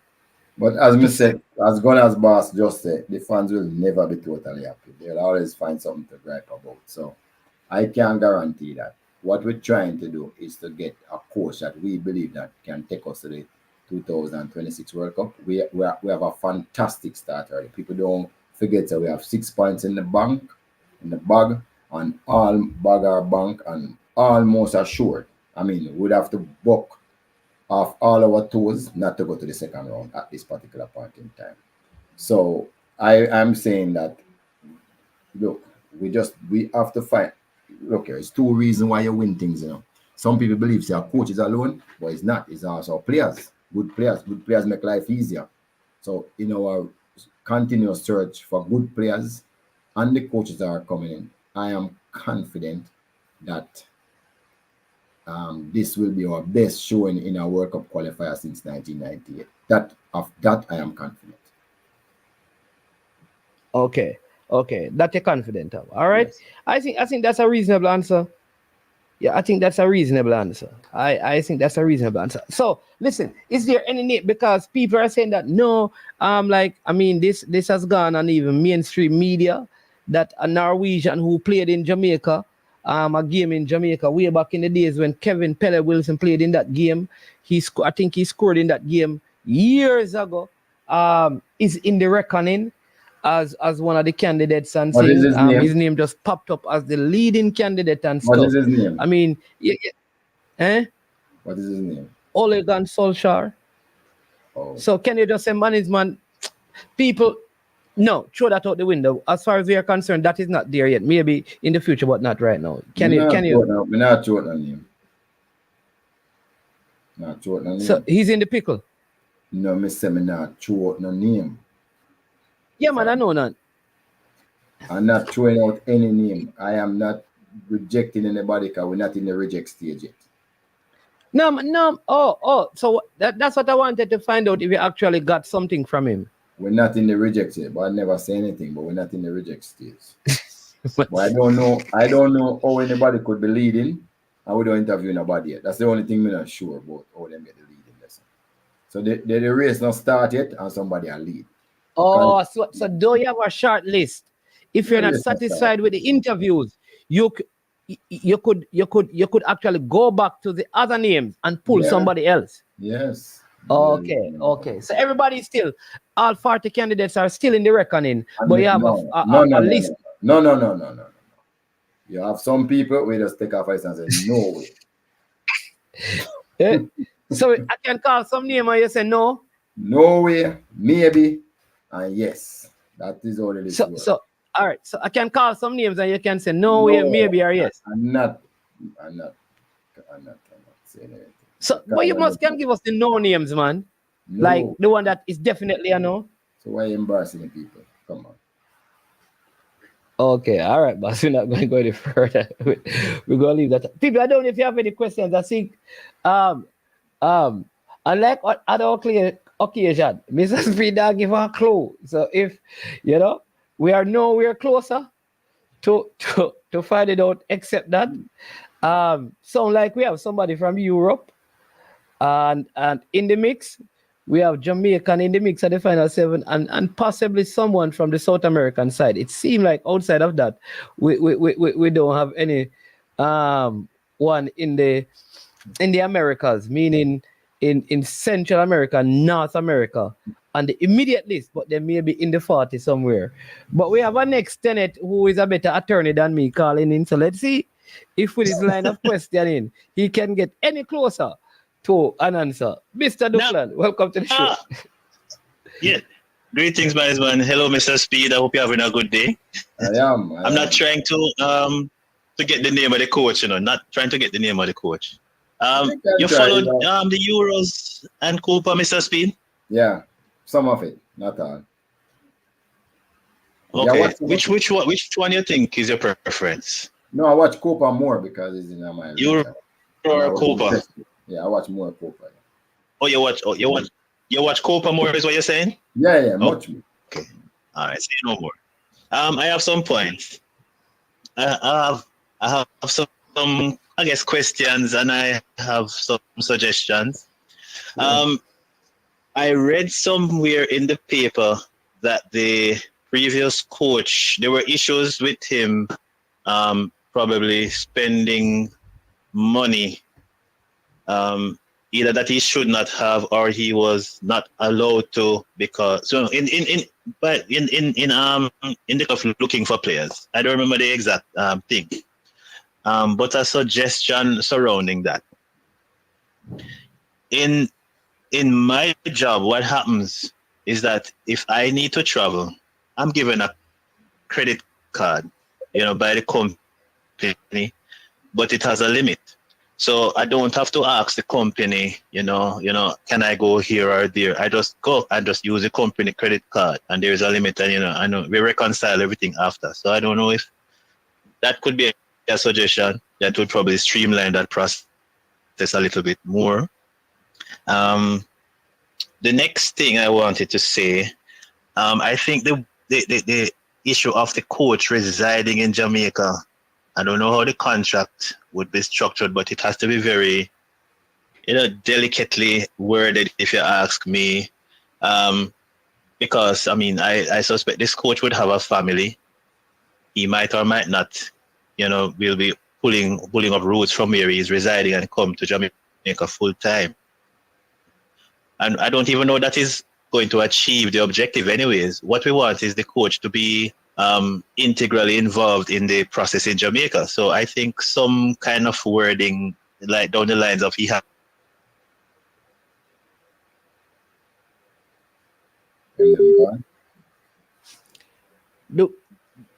look like talk has to be at a certain percent for Jamaica. Understood? Well, a part of the time you were out, but so the part about what you suggest, we have a system in place, and I tell you that FIFA is very strong about how we spend the money. We have to account for everything, so there's a good, nice process in place. A policy as how we spend money is in place. So whatever happens, everybody have to live by the policy until we change it. Those policies are usually done at the board level and passed down for the rest for it to be implemented throughout the company. And the other part about living in Jamaica, is a red line. Yes. You have to live in Jamaica. Now, we're not worried about you saying, because we know you don't work. There are certain things we want you to be able to do in Jamaica. One of the big things we're looking at is you must start to make, we want to have a second team. Preferably players under 23 years of age. You must find them in Jamaica. They are the only ones to have available for development, because those players that is in a professional setting, you will only get them on FIFA days, FIFA windows, and that means you will probably see them only 2 or 3 days before you have a game in those windows. So definitely the coach has to have this other set of players, because as I said before, in the World Cup qualifiers that just gone, we picked 8 players and none of them was prepared to play in the World Cup qualifiers because they were not training. I would actually just pick them out of the blue. After the Premier League stopped, nobody was training. And when we run into problems with the other players who were supposed to come and didn't turn up, we had to just pick them. If you notice, very few of them go on the field, because I'm sure them couldn't go on the field and do anything. So that is something that we're trying to avoid. So the new coach will be made aware of that requirement. So it's only if we see him not doing things like those, not coming to the Premier League, not understanding, how we play, etc., then it will become a problem if he spends some additional time out of the country. Otherwise, we're not going to be watching him, because also the coach need to travel to watch. That's exactly what I'm saying, Mr. Speed. No, I'm agreeing with you. I'm saying the coach need to travel overseas to look at all the players, get a relationship going with them in their environment, because it's not going to be possible in hours alone. Yeah. That's all I'm saying is that just say what you mean in the contract, because live in Jamaica might not capture really what you want. That's all I'm saying right there. Well, you kind of answered the question about the coach picking the team. The domestic player. Sorry. What are you saying about domestic players? No, because I think you're going to the point where Mr. Speed was saying that, like, for the World Cup game against Dominica Republic and Dominica, 8 players, domestic players were selected who were not playing any football because players dropped out. So I think he was saying that if the coach were living in Jamaica and working with the domestic players, then those players would have been ready to play, because the quality, they just weren't there physically or anything to fit into a high quality game like this. And so I think you can correct me if I'm wrong, Mr. Speed. Going forward, it's going to be part of the mandate of the coach to do that. Yeah. Yes. That's what they're saying. Okay. And a lot of things could happen based on our track record in the past. Support the players and besides with them all strike, and we have to use a local contender player. You see, you have to be prepared when you have a war. Because going to the World Cup is like going to war. You have to be on top of your game with every single thing. Make sure that every possible permutation you work it out and have a contingency plan for it. You see what I mean there? So because you can't afford to miss, and that is why I'm saying, if we see those things not being done, then because the coach is not here, then we're going to have a problem with it. Okay. This one is maybe controversial. But we're looking for a coach. And the objective of the coach is to get us to the World Cup, the primary objective. But I think we're still struggling with a style of play. Is there any idea of recruiting a technical director that has international experience that could assist probably, the JFF and those who are in the office now to meet world standards, so to speak? Well, our duty as a technical committee is not to come up with necessarily a style of play. For you to get a style of play, you have to get a task force to do that. So we're not. That's not our remit. We now have a capability to do it in a technical committee. A few of us are coaches, but to come up with a style of play that you record is really difficult. I personally believe that players must learn to play in all the moments, because one particular style of play could be suicide for another. And if I know you're going to stick to one style of play, right, there is me have a bomb for you. There is a way where me can train my team to make life hard for you. So in the modern world, flexibility is key. You must be able to can do, to me, all of the attributes at once. I see Spain playing on the counter attack. I will say, okay, that is Spain, not in the possession. They were playing in transition, and that was Spain, the master of killing you by 1,000 passes in our game. So, and see how long Spain take to come back and win a title? 14 years after they lead the world in the tiki-taka thing. So the truth is the flexibility, I believe, going to make teams great and make teams be able to do things because you can shock people by changing from one style to the next in an instant. So the style of play, I think, at this particular junction in the game is overrated. That's what me I say, because I want to just tell you. Okay. My final question, Manins. Mr. Speed, would you rule out rehiring a coach? That's a You good mean, Douglas? Yeah, big question. So, never answer like this. No, we answer like this. You want to know the answer? No, never answer like this. You want to know the answer to the question? We know you answer like this. I have never seen Yes. any great success by returning players or returning coach. Ask Chelsea with Osimhen.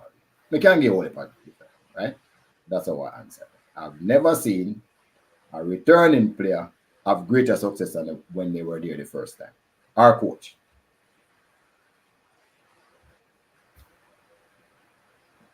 I see. Cristiano Ronaldo. Say no more. That is my time. All right, Douglas, respect. Good question, son. Good suggestion about the thing. All right, then, respect. Yeah, man, big up. All right, yeah, man. All right, very good question. That was, yeah, very, very good question. All right. This one says, if the new coach doesn't fancy one of the players expected to be ready for the next window, how will they play? How will that play out with the JFF? So we actually write in the coach contract, because I want every coach that come here to have that confidence that the coach and the coach only is responsible for picking the players. It is true that is also in the contract. We reserve the right, though, to remove a player for certain reasons, and we have exercised it whenever we deem it necessary. But for picking a player is the coach and the coach purview alone, not the JFF. Okay. All right. The man said Paul Hall had a good relationship with the EPL players and also JPL players too. Paul Hall speed going for because he doesn't get time to coach.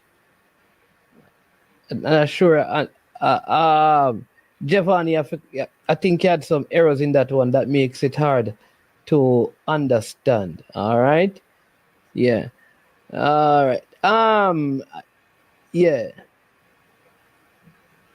Without revealing names, what are their qualifications? Oh, it says, that was my question. Who in the technical committee actually makes a decision without? No, I think he answered that already, because the technical committee doesn't make the decisions. What they do is that they give recommendations to the board, and the board actually makes the decision. And it's the technical and development committee. A lot of people take off that part and they realize with the whole heap of other things instead of just recommend coach. All right, here's something that we kind of discussed yesterday, Mr. Speed, because the under 20 is what it is. It is there. They may go, they may qualify, they may not qualify, but we understand. Already spilled milk, whatever it is. All the best to them. All right, but for the players now, because there were several players in England, like 18, 19. That could have played, had documentation that were not. Is there any plans for those players? Now that this is gone, they may not be, if the team doesn't qualify for the World Cup, they may not be able. So one of the things that we spoke about last night was a possibility. If they are 18 this year, they can play the next World Cup, no? No, because they're going to be 19 this year. They'd have to be 7. Yeah. No. So most of them would not be the guys in England because they are the what do you call it? Yeah. All right. So my question is, because these guys, like, I know, well, I don't want to get into the details of how one got their documentation, but they have the documentation, but for whatever reason they weren't. Is there any plans now for engagement from the, is there anything that is going to be put in place to kind of engage them so that they don't lose interest, or they are just not remembered until they turn 25 or 28 and people say, why now them come when they actually tried at the under 20 level, right? So that's what I want to ask. Is there any plan to kind of engage them? And because I asked that, because I know that earlier this year, there was a game that was supposed to play in Spain with a group of players in that age group. But it never happened. I don't know if it was Spain or Sweden, but wherever it was in Europe, it kind of fell through. Is there any plan, or do you believe that there should be a plan to kind of engage these players and keep them in the same way, like with the under 17, kind of there is a constant dialogue coming together with the players in the under 17 pool? It's only Jamaica think like how you're just thinking about it. When you go out of some countries and once you met the team, not even ice water then I give a drink again after that, even if you go to training. So I am telling you, it sounds harsh and all of that, but those players need now, if they are professional players, to step up them game in whatever professional clubs they are, and we will see them again, because there is no other team for them to play in if them pass under 20, for them to play in as a youth. So now they are adults, so they would really have to step up them game and make one. So the adult coaches will see them. I mean, yeah, man, and I agree with you. I agree that is the next step. My only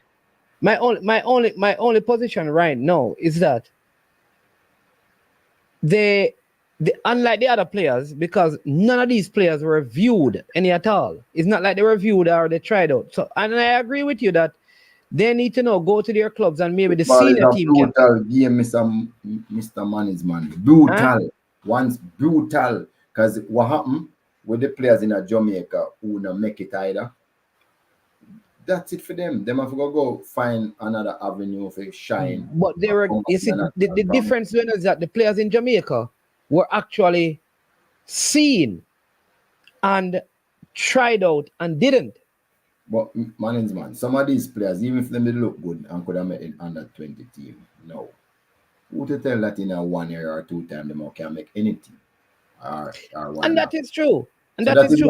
That is why nobody else in the world paid in their mind unless they're gonna make their name again. It's a brutal sport. Nobody. So the JFF can be now trying to put in, to spend money on resources to make sure that these people come in and training and do whatever. We don't have it like that.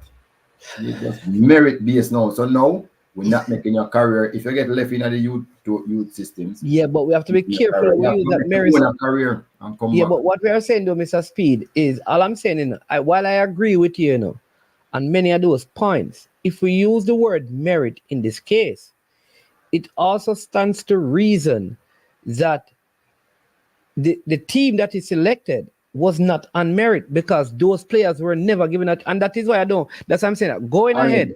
I mean, I don't know if what you're saying is true, because I know at least 2 players, I don't have their name here, or 3 players will write to them, and then clubs say they're not releasing them because then clubs say not because they are going to train with the first team. And the players them don't want to come either because they get a chance to actually train with the first team. Okay. Well, that's good information, Mr. Speed. I also want to tell you, because Jamaica. So there are 3. Let me get this again. So I want the people to hear this.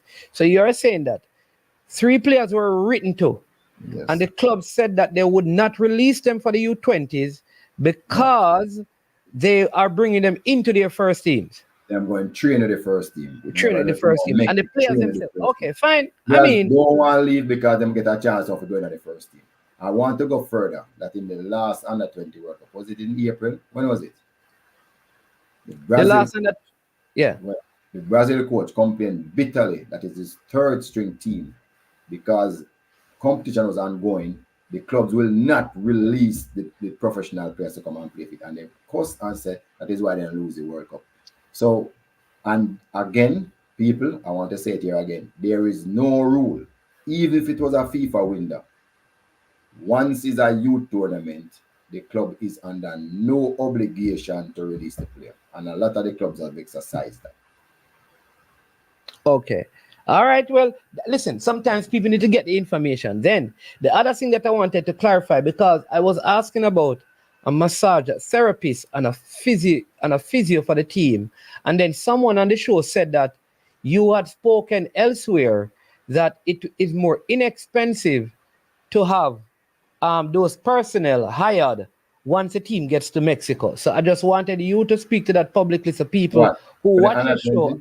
I don't know. I don't have. Yeah, for the under 20. Yeah. I don't. You see, people still keep on asking me. Let me tell you something, people. The technical staff come to the technical committee. Those people are admin staff. I don't choose them.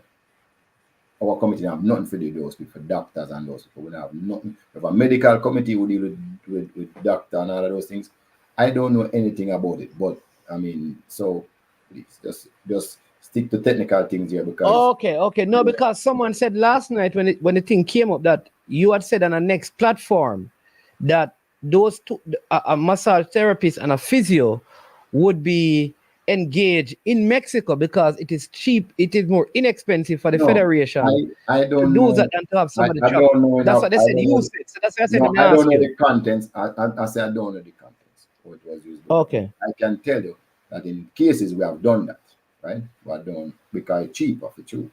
But the truth is when it comes to the national senior team, we don't do those things. We work with the best we have. Okay.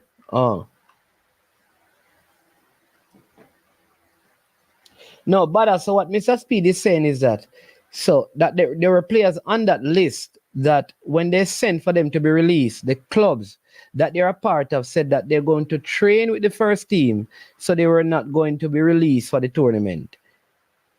I think that is what Mr. Speed is saying. Yeah. So it's good that we have that information so we can always cross-check and double-check and all of that. But that is good to know because this is the thing why communication is important, because I can tell you that I didn't know some of what you just said. So if you take 3 out of the list of 7, that leaves only 4. And we need to figure out what happened there. This is Oran, big up. Oran is here from Trinidad and Tobago. People from all over the world, from Central America, South America, and other parts of the Caribbean. We have many Europeans. Big up to the reggae boys. I'm not going to call the name. I know who you're watching. You understand the one from England because I know you were watching because you swear that Mr. Speed was going to call a particular coach name, but him not give no clue. But before we get to the caller, Ajay want to ask, can you ask Speed to elaborate on his position that style of play is overrated and what idea would be replacing style of play with, or how would he describe the identity of a team? So Mr. Speed, take that from before the game. Andre, Trinidad and Tobago in the building, coach in the building challenging you that say he want coach Cavaliers, but you don't want to give him the job. So talk to me. Parish Council, I'm going to come to you, but I'm getting a feedback. So see if you can turn that off. Let Mr. Speed speak, and then you turn off the feedback, and then we'll come to you next. Go ahead, Mr. Speed. Answer, Andre. You're muted. You're muted, Mr. Speed. No, before the game, there's a lot of different styles of play. That's the point I'm trying to make. Trying to stick to one and say, this is it when me go play otherwise, I'm saying that is overrated. Because a team, any style of play you come with, there's another style of play that could be kryptonite for your style of play. Right? And of course, it's not just style of play people use to win games, and you also use tactics too, right? So all I'm saying, to keep on saying Jamaica do have no style of play, I am assuming that people are saying we should have a style of play and stick to it, so we look like that all the time. I'm saying to you that if you do that, say you're a team of defending at your own half all the time. I will come up with a style of play when you're defending, a style of play, attacking style of play, and I will train on that every single day of my life just to break it down and beat it. And there's ways to do it. So if the team knows that you have a one particular style of play, if I'm playing Spain, I'm not coming out of my half, you're right, but I'm going to be counter-attacking them every single opportunity I get. And it might work, depends on what we do. So I'm just saying, if you have one style of play and that's all you know and that's all you play, it could be suicide for style of play. That's why I'm saying it is overrated. You need to learn all styles, then pick out the one that best suits you when you're playing against certain opposition. All right, let's go to the caller. Parish Council is here. I get the feeling that it has to do with under 20. Parish Council, go ahead, my brother. Yeah, you're still getting the feedback, man. No, man, you can go ahead. It's a whole lot better. Oh, okay. You know, say me kind of blessing Mr. Speed. Not even go waste the time. I really touch upon the under 20. It was just a curiosity. That Speed, when is Cavaliers season started? Cavaliers season preseason start last week. So the Caribbean tournament that's gonna start in August. August 20. August 20. Are there any your preferred players that are absent due to the under 20 that will be absent for your preseason? Yeah. Will all of your top players be available for preseason? No. I won't have all of them. Marcus is not coming back.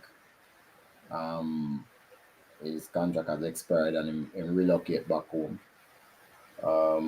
I thought he did extremely well in the playoffs. With 3 of under 20 players, with 20. So we won't have those any at all. So we just have to make it with the rest of our world. And these are players, yeah. And these are players that they had considered for to be the first team. Yeah. First team player. Yeah, Christopher Yensworth or Reed is with the under 20. And also Barrett, who played our first team, is injured. He has a long-term injury. He's out. Mickey's not coming back. So we have at least 4 out.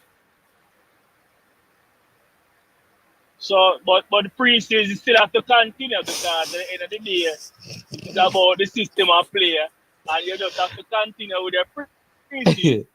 Despite not having all of your first team players, preseason still have to continue. Don't want Mr. Speed.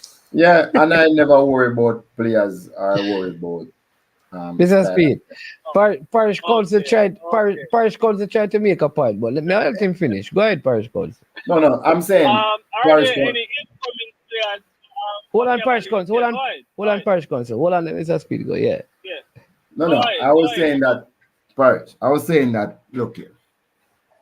If you notice in the Premier League, I could start with one style of play on the season start, change in the middle, and finish up with something different.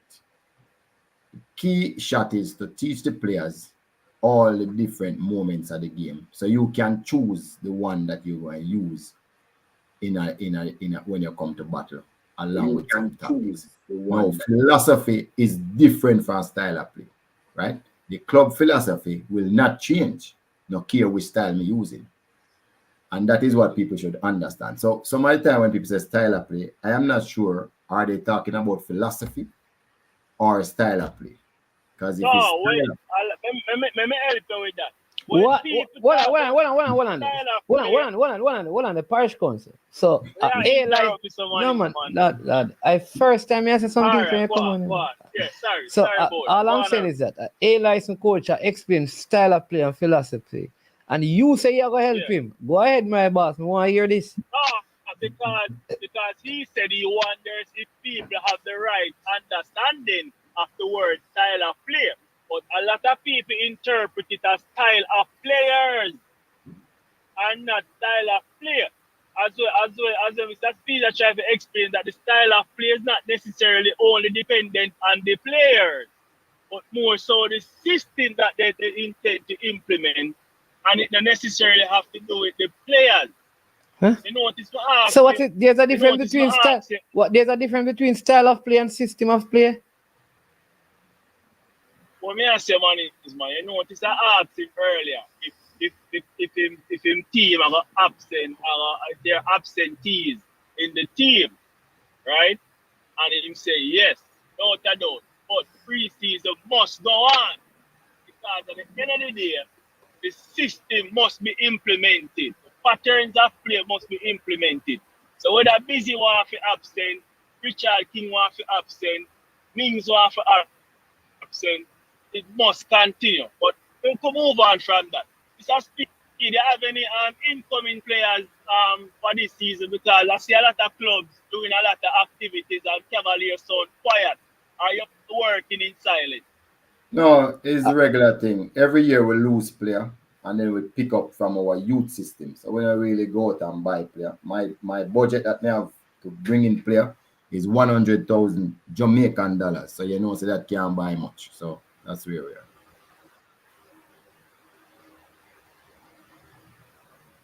So are you losing those players to local clubs, local rivals? Are you losing to potentially overseas teams? Unlikely to local is overseas. Usually I lose players. 1 year I lose six. Last year I lose 6. The year before I lose 12. Regular something for us to lose players. All we do, we just build back. Because money is man. I tell you that I had doubts about your capabilities, and your ability to win. You have now removed that doubt by winning the Premier League. Not the most attractive football, but direct football. And now I have doubts, which I'm sure you're going to prove me wrong in getting that player. I'm a Fortis man, so you know, so Busy is dear to my heart. Right? And I would love to see a player like Busy transition into higher level football. So, well, I don't know. Hold on now. No do a monologue. No quit talk. So I don't know why you say me can't win nothing, because as far as I know, one coach in Jamaica win more titles than me, and him named Jerome. I win everything, business house. Everything we win. No, I said I had my doubts and you proved me wrong, which no, but I don't know why you have your doubts.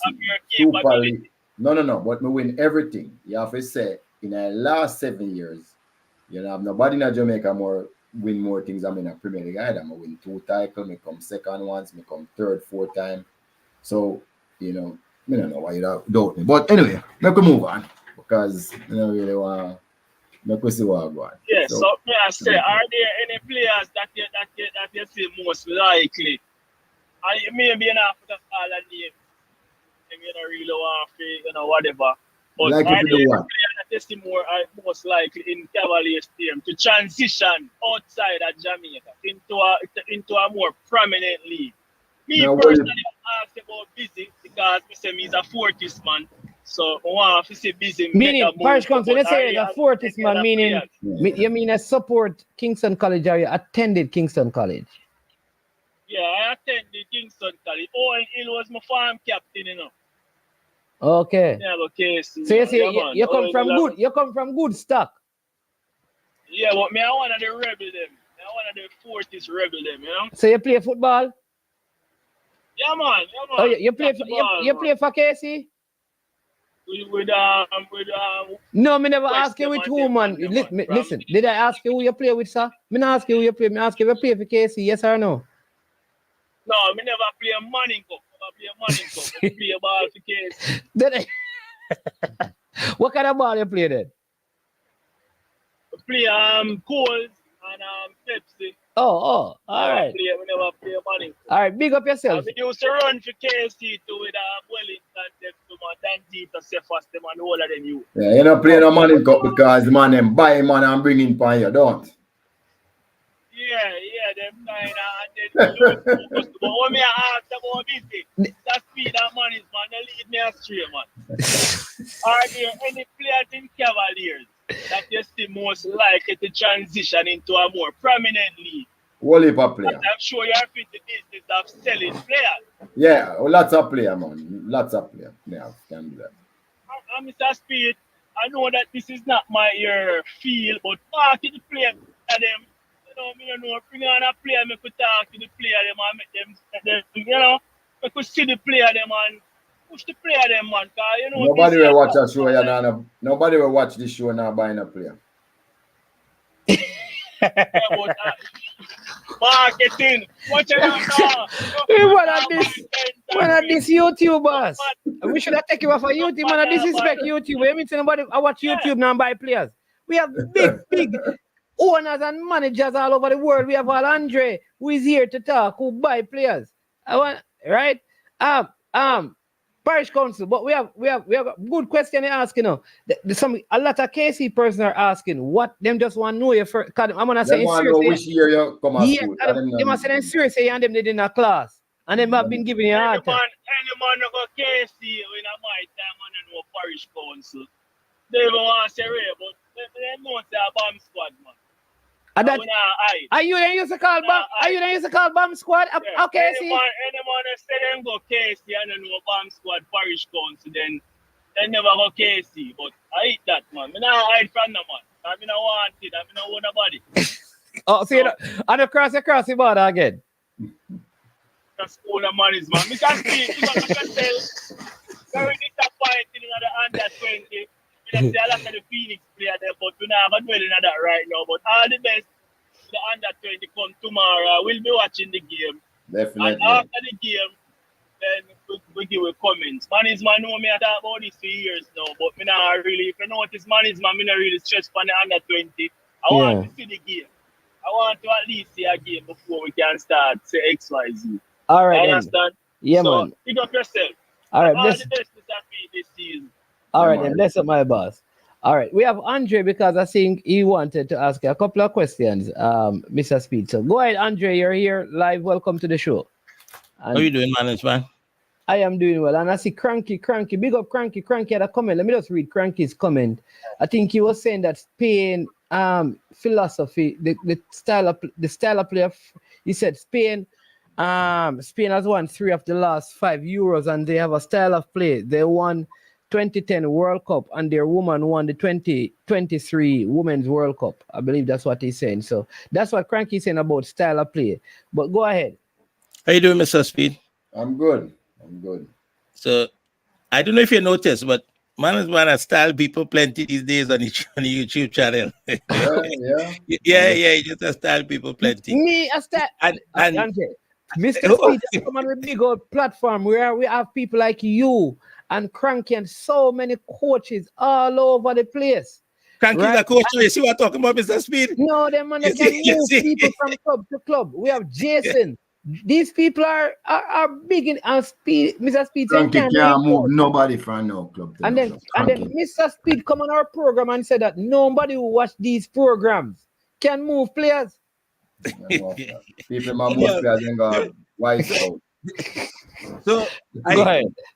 Management just announced that I won the Cavalier job. Me and management never had that conversation. Okay, Mr. Speed. Oh, I'll be honored if you want the job. He just saying whatever you feel like saying these days.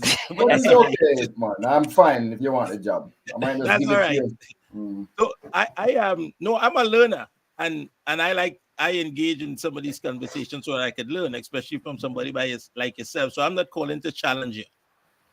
I'm just interested in the conversation. And by the way, you can challenge me too, but not. No, I don't want to challenge you. I want to learn. I want to learn. I don't want to challenge you. Yeah. But when you talk about style of play, and I agree with what you explained just now. I have no problem with that. But the idea. So if we take, and a lot of times we like to use the English league. Pep Guardiola went into England after a lot of people saying that he cannot win in England playing the way he plays, right? And he went in, he didn't win the first year, and he recognized that he needed to make some adjustments, which was necessary in the back, because in England, a lot of teams dump the ball in the box and you have to do it. It's very hard to defend against that. He got his act together and he won the league. Was it 4 in a row? Is it 5 times now? 4. Yes. 4 in a row, but 5 out of 6, I think it was, right? Mm-hmm. Or something like that. And he did that playing the way he played. Every weekend, his players know for sure what they're going to do. Now, does he have to take into consideration the opponent and what they have to offer and how to stop that? I'm sure he does. But to change a team that changes their style of play every week because of who they're playing, those teams end up at the bottom of the table, mid-table, relegation. And so I guess the point I'm making is that style of play is important, but not just a style of play, but a belief and a commitment to a style of play. Now, I'm speaking from, and I should have said this first, from a development perspective, right? When you play national team football, it's different in the sense that your job is to win games, right? And some of what you're saying is relevant. But if you have a system, if you have players that you're choosing from that came through a system like Spain that is developed to play in a particular way, then you'll see it at the youth level and you'll also see it at the national team level. Because, back in 2010, when Barcelona dominated, they had players from Barcelona, and the core of the team was from Football Club Barcelona, and they played a certain way. And they are from Real Madrid. And Real Madrid as well, right? And they played a certain way. So they had the quality, they had the technical ability, the game intelligence, they had the tools that was required to play that way. So they played that way. I believe they still have it. But as you know, in tournament football, sometimes you have to make adjustment, right? Because it's win or go home, right? So do you feel that, what is the benefit in changing the way you play to suit the opponent? Or what's the pros and cons of that, in your opinion? So you kind of made my point for me with that Spain example. So, and I'm so happy. Yes, Spanish player from they are so young is not a style of play they have developed. It's a philosophy. Right. How they play. But they're all connected. Sorry, go ahead. No, yes, but the philosophy never changes. It's really the style changes. So what happened is that those super teams that Spain had in that golden era, 08, 10, and 12, regardless of what Cranky wants to say, those was them era, that 4-year span of them was like better than everybody else. They use Real Madrid and Barcelona players, majority. If one more man from Spain in the team, him lucky, right? Wasn't that the case? Real Madrid has always been a different style of play from Barcelona. Yeah. And it can't, because Barcelona is more a possession based. Real Madrid is a transition based team in them attack. So, but the coach, when they came to to play for Spain, the coach didn't have two different styles of play. The philosophy didn't change because they are all very good at what they do, right? In terms of technical skills. And they were able to combine both teams and win all of those titles. Which makes my point that you must be able to play all the different styles of play, and then the coach will choose the one that he wants, that he think will give him the best results. No, when I am playing teams that I know that Cavalier is better than, I don't change anything. I don't change my style. I don't change my philosophy. I don't even tweak it. I just say, play what you know and make the rest of the people and try to keep up. I suspect Pep Guardiola does the same because he's able to buy the best players money can buy. So when he's playing the unfashionable teams in the English Premier League, he don't need to change nothing. Him just say, can they handle this pressure? And you see these teams score upon him all one goal early, they still get 4-1 and 5-1. Because one of the players, and is because this team is so superior, and his philosophy remain intact, him can overrun them any single time. When he goes to the Champions League now, right? In that European competition, do you see the difference now? Do you see how teams was beating him left, right, and center till him win it one time? Him really couldn't win it. And I think the one time him win it, him actually changed. Not in philosophy, but him change him style by putting Stones in the central midfield. And what Stones do was become a next centre half whenever I'm under attack, and he was able to win the Champions League. So that, I think, makes my point that you must know all the styles, but your philosophy stay true, but you must be able to play all the styles if you want to be successful.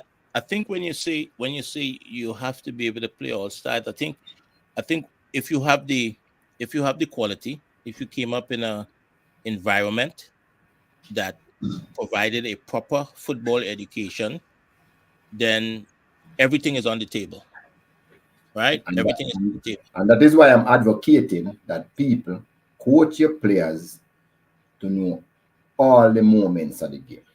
Then the coach will pick out what is and all these different styles. Then the coach, when you come, will look at where his strengths are, look who with them playing, and then not change them philosophy, but tweak, but use this system, style, whatever you want to call it, to get the results with.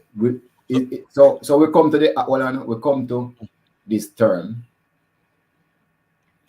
most effective tactics available. The meta, most effective tactics available, and it includes the style where you play, and include if you use runners, if you're counter attack, if you're playing a transition, play a possession game. What is the most effective tactics that makes it likely to win? That is why you have to know all our styles and to be able to execute the tactics.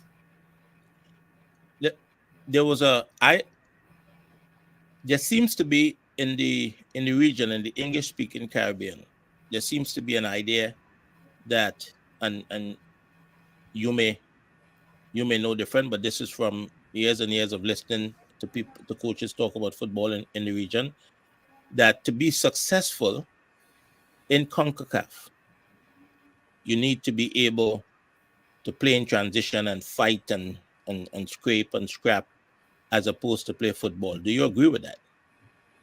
Well, the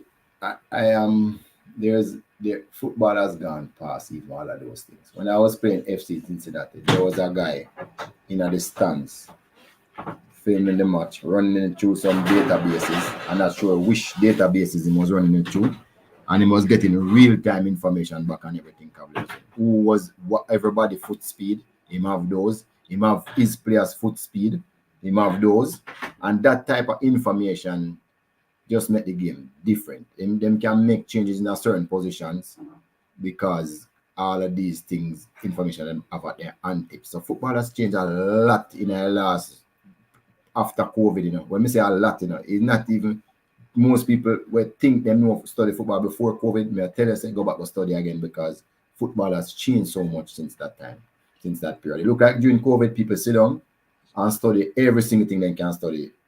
Them have all AI now, aid them decision making and all of that. And that is why, again, I say, if you want to be good, forget the old time thing. You have to be able to change on the fly, depending on what you're seeing on the field and what is happening.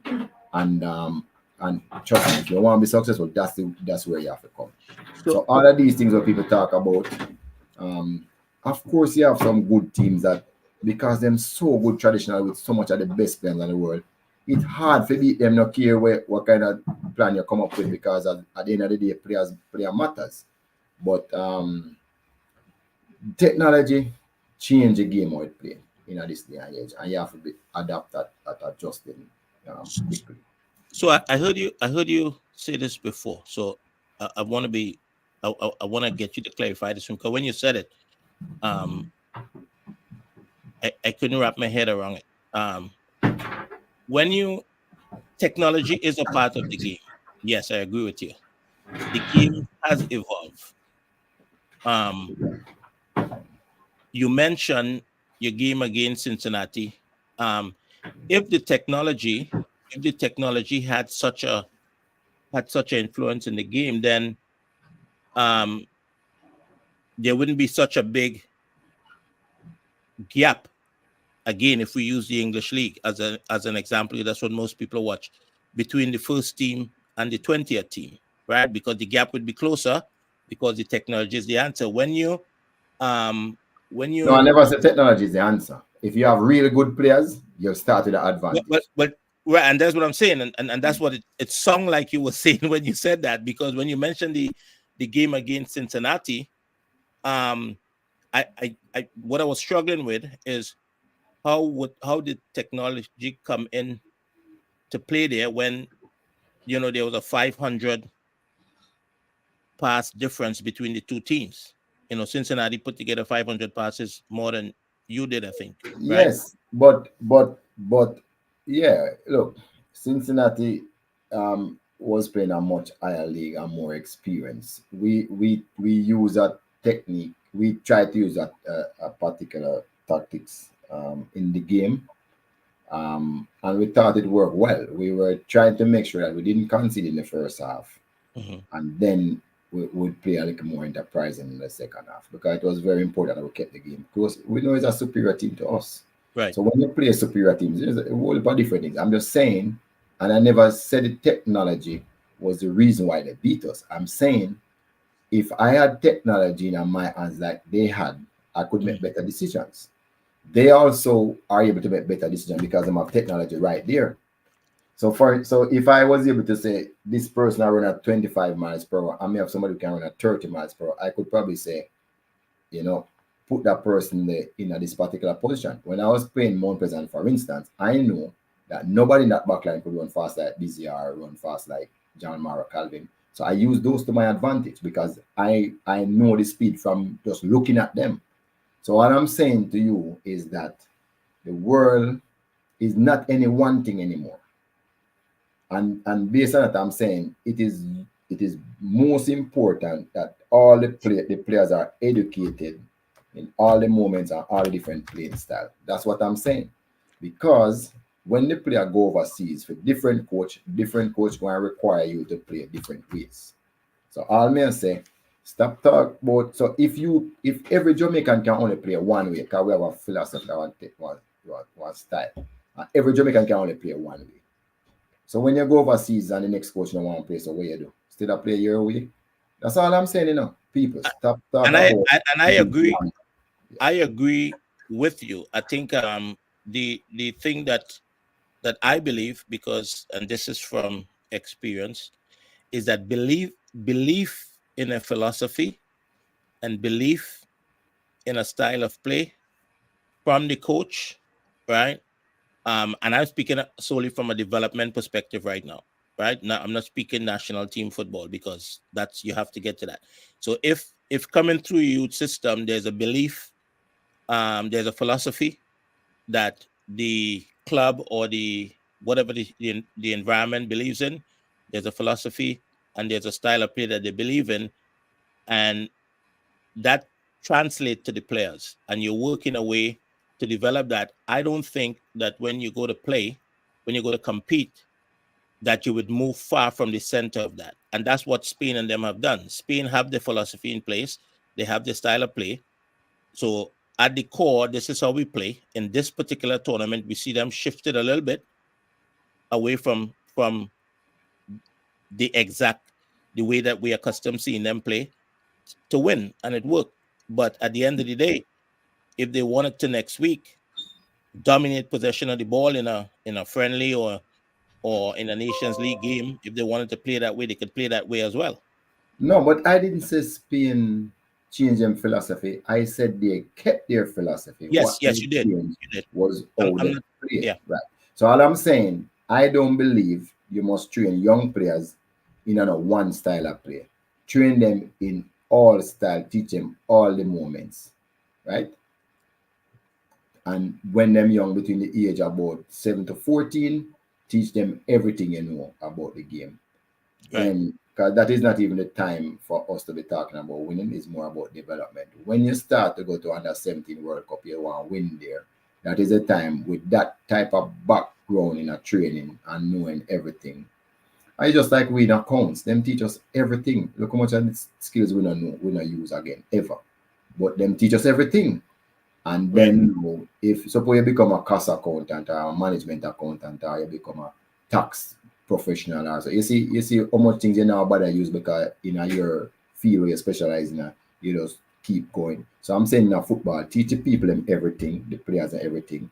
Then the coach, whenever the coach come draw out one any particular one, it is not strange to the person, the player who is doing it. That's all I'm saying. So I'm saying stop say get a style up here, Jamaica, just teach the boy them that style up here. No, don't do it. So when you say it like that, you're sounding like I am saying that. I'm not saying no, that. No. All right. Disagreement. All right, then hold on a second. We have Peter online. Peter, welcome to the show. Good afternoon. Yeah, I know you want to share the discussion. Yeah, man. Yeah, greetings. Now I want to go back to something that Mr. Speed said earlier in the program. Greetings, everybody. Greetings, Mr. Speed. Greetings, Andre, and to all the listeners. Mr. Speed, I have a question. When the 5 candidates are submitted to the board, the interview process is still continuing at that point? No, the board don't see them. We just put a review. We just put like a paragraph or a review on each one. And so the board doesn't do any interview or negotiation at all. Just a technical committee, correct? The technical committee don't negotiate like money, you know. Technical committee would tell the person what we want them to do. So what technical committee would say get them knowledge and them awareness of what is required, see how them match up, you know, and then we would put them in a grade, who are 1, who are 2, who are 3, who are 4, who are 5. And then we present them to the board as such, who we think is the best, 2nd, 3rd, 4th, 5th. The board basically decide which one they're going to choose. And even sometimes when the board choose one, when the person comes and demands too great, you have to go to 2. So the board will agree, say, okay, I agree with your rationale, you know, or you put them or them say, no, move 3 to 1, that sort of thing. And then that is how it goes. And then we start negotiate monetary terms with the person. Some of the time, in fairness, before we even go to the board, we know what the person is asking for. So some of the time that would come up, yes. Okay, so there's a negotiation part that still continues when the coach go to the board. That's what you're saying, and it's done usually by the board. No. Board don't negotiate. Board will designate who they want the negotiation. So Mr. Speed, if you recommend and then the board come back to you and say they're going with this candidate, then there is a negotiation process after that? Is that what you're saying? Yes, because the person, there's a contract you have to sign with the person now. There's a contract. And who conducts the negotiation part? The technical committee? The CEO, no, the CEO, the chief of our CEO. The gen said? Yeah, and they will, in the letter or the contract, of course, now the technical committee chair, which is me, would sit down with him and say, based on what we got through, these must be included in that contract. You know, Mr. Speed, the reason why I'm asking all this question, you know, is because earlier in the process, you said that, you know, you recommended, and there is one instant when the board chose number 3. Are you able to elaborate on why they did that? I never said number 3. I said choose not. Did I say 3? I said 3. Oh yeah, I said 3. I think you said 3rd. Yeah, I said 3. Yeah. No, look, you're able to elaborate on that? No, really, because we don't have them ego, them man. The board, we are like advisors to the board, and the board must take our advice. We don't have them ego there. No, but that's what I'm saying. If the board is not doing a negotiation or interview, right?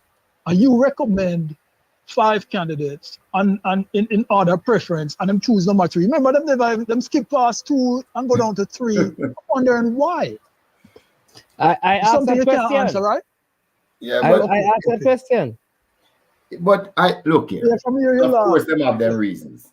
You can say me I not agree with the reason. I'm a peeve too, because me not agree with it. But I'm me a one person, me can't override a whole board. So I'm fine with it. I'm fine with it. Here's what I'm getting at, Mr. Speed. Usually we get 90% of recommendation in. So why am I going to quarrel for 10%? Right. But here's why I even asked that question too. There's another reason I asked this question. You know. Earlier in the program, very early in the program, when you mentioned this, you also mentioned, I think, I don't know what question was asked of you, but you mentioned that some people, you can correct me if I'm wrong, some people have been automatically ruled out because they come with just too high a price. Is that what you said? Yeah, I said that. Yeah, some like you were saying that, like for example, like Jamaica can afford Pep Guardiola. I think that is what we're talking about at that time. So it's like extreme, man. Yeah, man. No. So no. So that is the point he was making at that point. No. Man, I was making more than that point. That is true too. I made that point too. Said there's some coaches out of our league we can't afford. Yeah. But there's also other coaches. Their pay by itself we could afford, but they want to carry a whole staff with costs what we can't afford. So it flex. It could be a variety of reasons why it happened.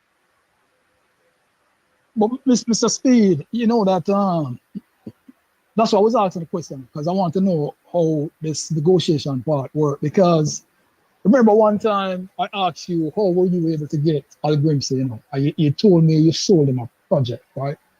And I'm thinking that even if you have a high price coaching, right?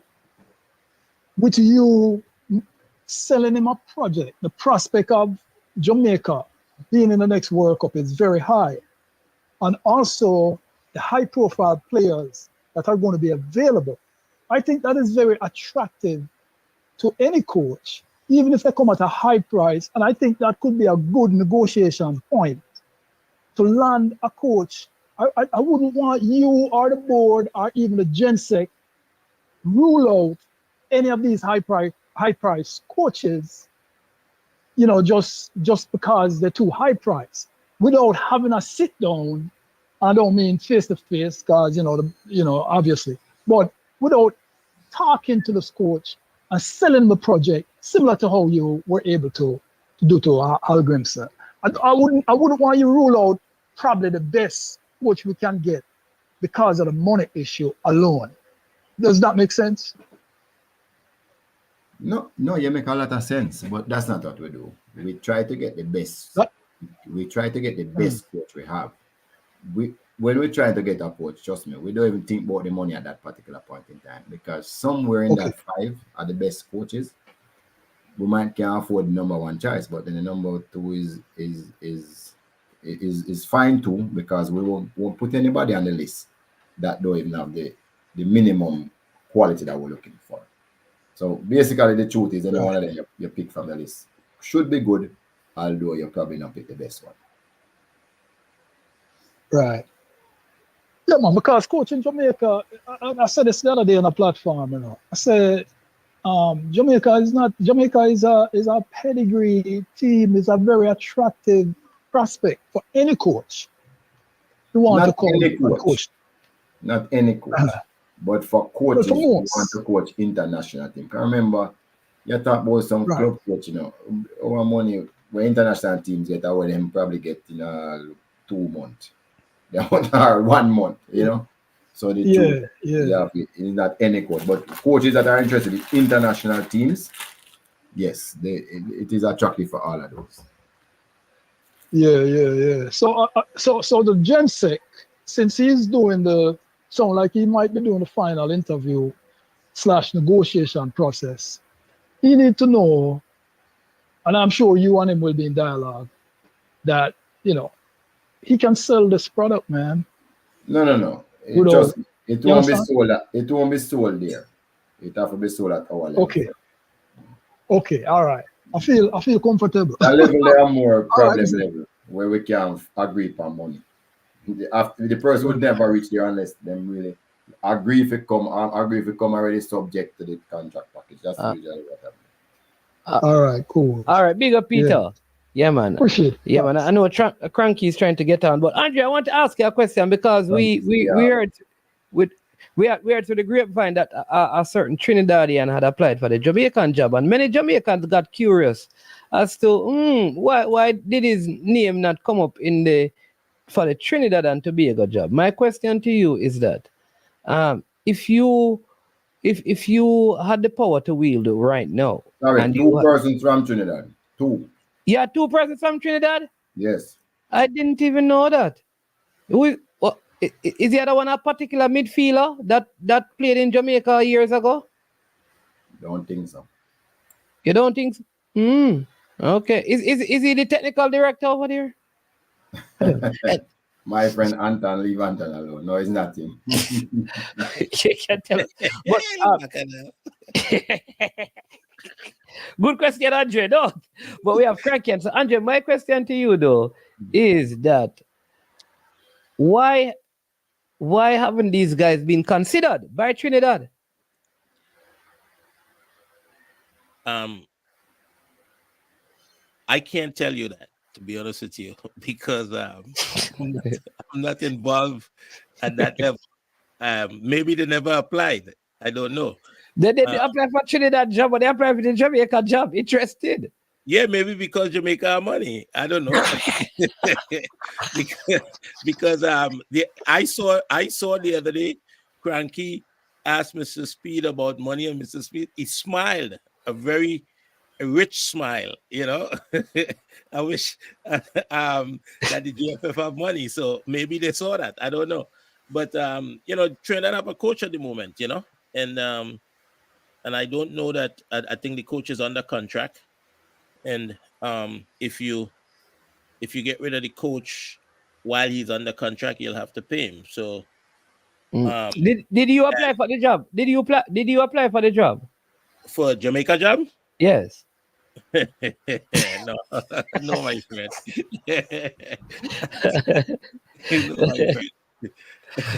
All right, but Cranky, you're here. Welcome to the show. Good afternoon. Good afternoon. I applied for the job. I was told I don't know anything about football, so I was immediately disqualified. You know, somebody said like they miss Andre, Cranky, and Management on the show. I tell him that Cranky has not had a show yet where he has invited me and Andre at the same time. So when that happens, you'll see us over there. So let's see. But Cranky, for now we're here. Yeah, but for now we're here. So take it away, Cranky Live. Cranky, if you start talking about Spain, I come off show. No, because you're wrong. That's what you're calling for. You're wrong. You gave stats which were wrong. How many teams have won 60% of the last 5 Euros? It's indisputable. They've only made 3 Women's World Cup and they've won the last one. Their philosophy, their style of play is indisputable. Tell me which year them won the Euro, please. Come. 2008. They've won 4, but the last 3. 2008, 2012, 2024. That's the 2010 World Cup. Wait, go ahead.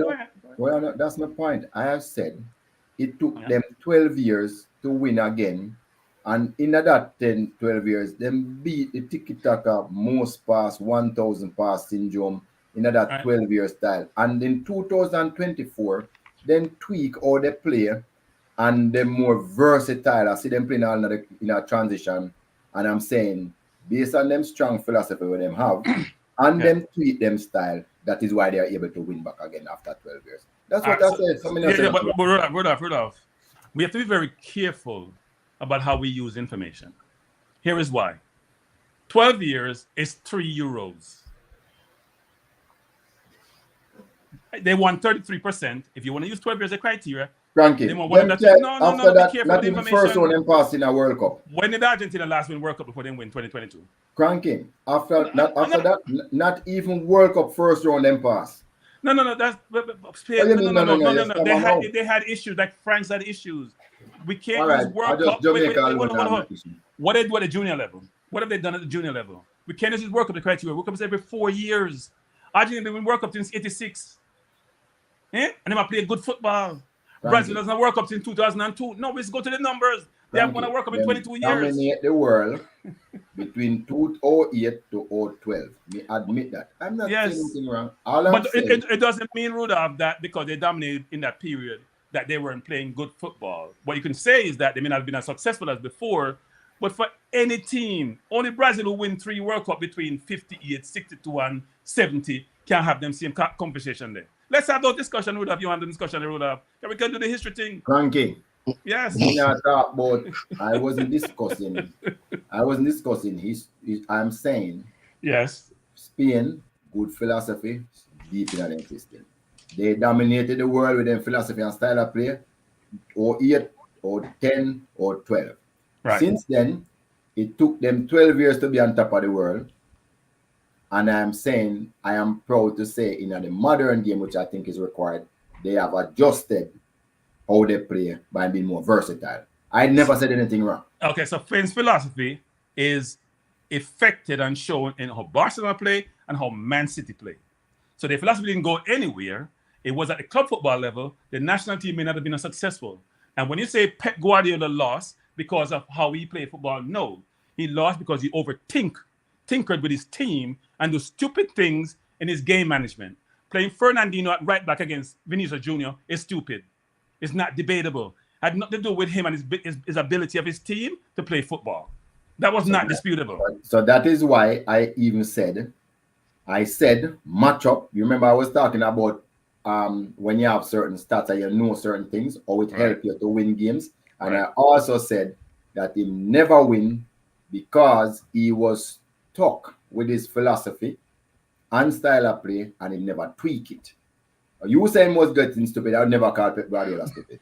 No, Rudolph, come on, Rudolph. I know people have this reverence for people. I don't have them say reverence it, but anyway. I didn't come on to argue with you now, just to correct you. No. But I didn't say anything wrong either. Spain took 12 years to go back on top of the world, Cranky. But don't say the 12-year thing, because it's misinforming people. 2012 and 2024, how much years? Say three tournaments. Then how much? It's 3 tournaments. It's 3. No. But Rudolph, Rudolph, it's not saying you're wrong, Rudolph. The way you make it sound, so it's a long period of time. That means you're not doing well, and it's only 3 tournaments. Brazil, that's what play. Okay, use Brazil example. Speed. Use Brazil as example. When last time they won a World Cup? When the last time they won a World Cup? But I wasn't talking about Brazil. If you want me to have a conversation about Brazil, no. But I wasn't talking about Brazil. We're talking about countries who play very good football and who have been talking winners. About style of play that is distinctive that we could have seen on Spain. But here's the thing about Spain, Rudolph. Come here, you argue about this. They play attractive football, Rudolph. We don't want to kick and run football. We don't want to kick and hoop football.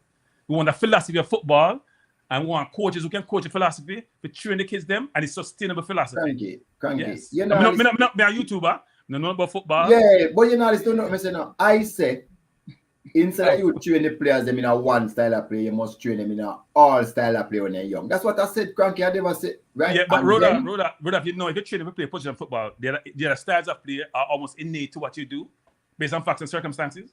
Cranky. Yes. But me not say nothing wrong. Okay, Cranky, fine. Me say Jamaica fit train the players them in a all style of play when they're young. Then the coach will choose what he want when they grow old. But what is our philosophy as Jamaica in football? What's our philosophy? What's Jamaica's that's different thing, you know. Philosophy. No, because the style of play is a subset of the philosophy. There's degrees. There's a philosophy, there's style of play, and when you style of play, whether it's offense or defense, and within offense and defense, you have different way of playing. It's not rocket science. We make football look like some rocket science thing. But I don't know what you're saying, because I said yes, philosophy don't change, it's a style of play change. Yes, okay, fine. I said that. What's our philosophy? I don't understand what you're saying. So what is our philosophy? We're not hungry people. But then I have nothing to do with what I said, because we never try defend say we have a philosophy or not. I never was doing that now. But do we have on Rudolph? Do we have Jamaica? We have something we do all the time. From 98. What's our philosophy, Rudolph? What is that what we do? I don't know if anybody come up and says a philosophy, but that's what we do. That's all I can tell you. But I'm saying, what's the philosophy? Cranky, you try go the argument on the next road, you know. Right now, the philosophy is evolving. It is being worked on. So it's an evolving philosophy. Call it EP. EP. It is EP. What I have seen, philosophy is evolving. What I have seen for Jamaica in 98 and even at 2024, we defend for our life defend, and play on the breaks. That's what happened. That's how we play. And every now and then, we have a coach. We do something different. Without much success, we revert back to strong defense and play on the breaks. That is what I see. So you hear me preaching. These people that chat about me if they come out, people. Sure, not bad me now. Someone not bad me like you media. Me are calling out. Cranky, done. cranky. No. Let me stop right now. Stop calling people done. Stop using delicate terms. Cranky, but you always tell me not to do these things, you know. But don't use terms to denigrate people when you're the moron doing it. So let me say this, people, which is I don't know any more coaches than a YouTuber, but I try to actually read and understand the football and learn things that coaches learn. So one of the things people attack at the top of them head, we spend time reading because before we do anything in life, we should try to get as much information as possible to inform our view. That's how you should be. So when you come talk to people, you understand what we are talking about. Rudolph and I know that coaches Spain has about 3,000 now, pro licensed coaches. There's a reason that they're doing so well. But France have 120 and more successful in the last decade. 120 France. But you miss the point though. Spain export coaches that are implementing philosophy all across Europe. Here's my point, Rudolph. Here's my point, Rudolph. Hold on. No, I'm not get to that one. Yes, Spain have 3,900 pro license coaches. France have 180.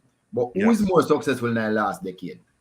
Because France has a strategy where what they do, as you know, they have an elite academy, which they have National Elite Academy, where they grow a lot of their elite players through, like you're trying to do for Jamaica, right? They have that, right? Yeah. A lot of those players come through that academy. So does it mean that, and France plays some semblance of football, it's not just they're playing counter-attacking football. They play position football too. So the point I'm trying to make is this, Rudolph. We should develop a philosophy in Jamaica. We should train our coaches how to teach the football to the people. And the problem Jamaica has is the coaches are not at the level they need to be to train the kids to play the football the right way. But we don't have enough coaches to do it yet. We keep on telling you that. But can I ask this, Mr. Speed? So when we talk about philosophy, we talk about style of play and all that stuff. So is there in the development process, is there a clear understanding of the different positions and the qualities that the players for those positions need as we develop them? So for example, if you want to play the way that Man City plays, you would know what qualities you're looking for in your right back. So you're developing a right back to play like that. So when he's 12, 13, 14, 15, he gets to U17, there's no... The coaches are picking players based on that philosophy, that game model, because guys were developed to play that way. So you know what the qualities the fullback should have. You know what qualities the fullback should have. Is that something that exists in the region? Well, there's these things, we have them, right? We have them, but I am still sticking to my point that all of those game model things and the philosophy and the style of play, you learn them later on. No, you must learn the style of play, to me, because first, but you must learn all of them. You must stick to the point that because at the end, when you go overseas, coaches have different philosophy. So if your technique not good, and you don't know the styles, when the coach introduce a way of playing and then introduce a philosophy, you can't cope.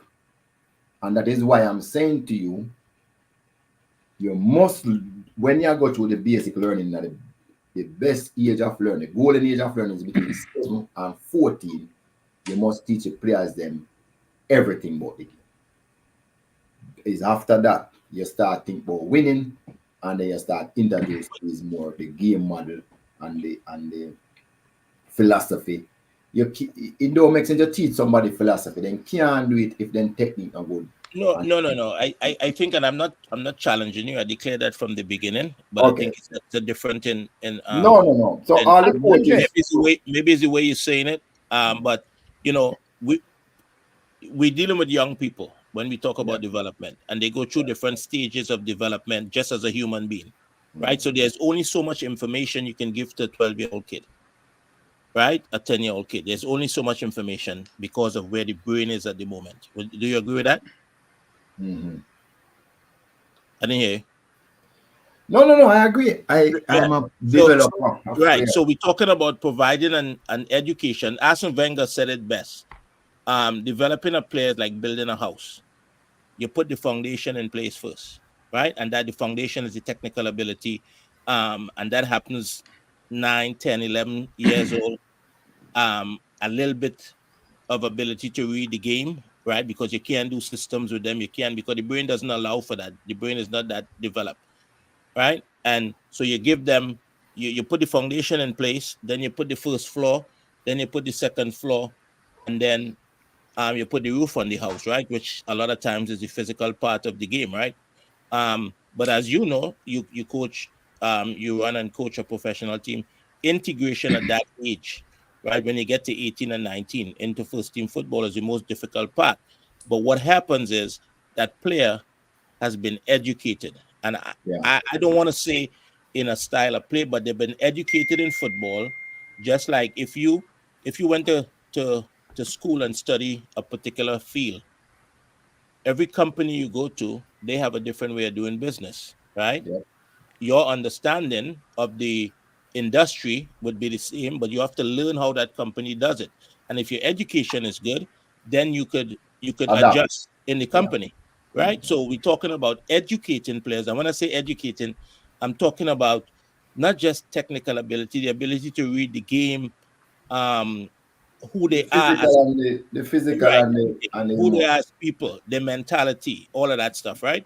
So that they don't, so that when they go into other environments, they could adjust. They could adjust because they have a solid foundation, of proper education. I agree. And I think yeah. So the my struggle, I think, is the way. I think we're saying the same thing, but it's the way it's being said. Right. Andre, let me ask you this, Andre. Hold on, Mr. Speed. Just a quick question. Is there a clearly identified philosophy with Trinidad and Tobago? From your perspective? From my perspective, I'm not, at least, okay. Everybody, as we talk about style of play, everybody have a way. And I think for me, at the youth level, you saw it the other day. I watched the game in where the under-17 was in Jamaica. And I think for me, what I've seen over the years is that the game is played in transition, right? We're going to defend and counterattack, right? And you saw that recently with the under-17. But you saw like Trinidad and Jamaica doing the same thing. No. Counterattack. That's what but the region is. That's what the region. So every region has the same philosophy. Counterattack and transition are two different things. Yeah, but they play counterattack in football, but it comes as part of the transition game as well, right? They're not the same thing, but so as the one person on the channel who doesn't understand about football, because you're all coaches. Cranky, do that.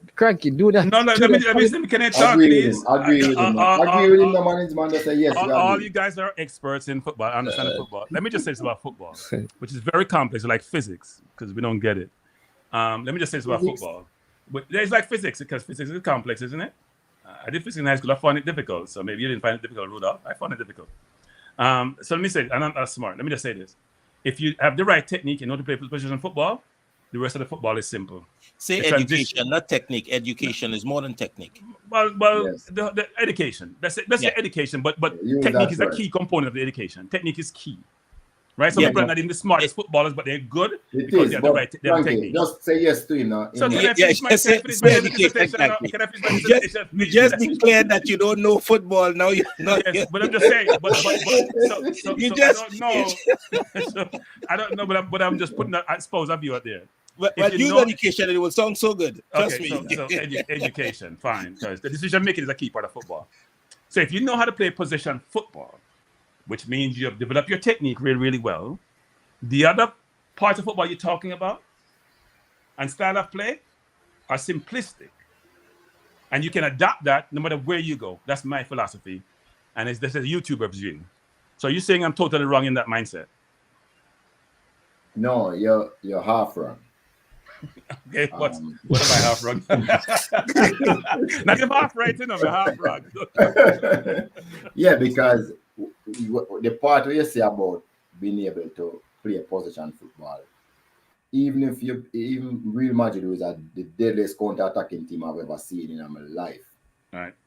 Consistently over the years, they can possess the ball. No, but you miss a point. It's my philosophy on football, But Rudolph. they don't score the goals them. A lot of the goals them from the possession game. They might just score them from counter. Real Madrid to me plays counter-attacking football when they meet a team that keeps the ball better than they do most times.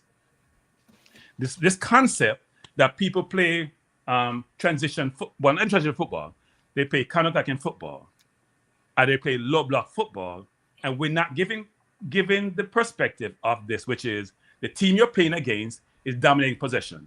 They force you to adapt to what you're doing. It's not because you want to do it. I don't know any footballer who play football don't want to keep the ball. Maybe I'm missing something. I don't know any footballer who want to keep the ball. You don't know Jose Mourinho.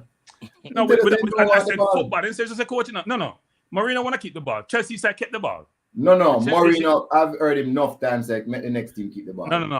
When he went to Inter, yes. When he was at Chelsea, they kept the ball. They had the Drogba's of the world. They had the they kept the ball. I think there's a little bit of, like everyone is saying a little bit of the same thing, because when you're coaching at the earliest level, right, before you start getting kids into like match situation, let me say, all coaches teaches the basics, which includes control and passing, which is saying, so you don't learn football by learning how to tackle or how to cover or how to balance. You learn by passing and controlling the ball, which in that it is suggesting then that the beginning of the game is with ball possession.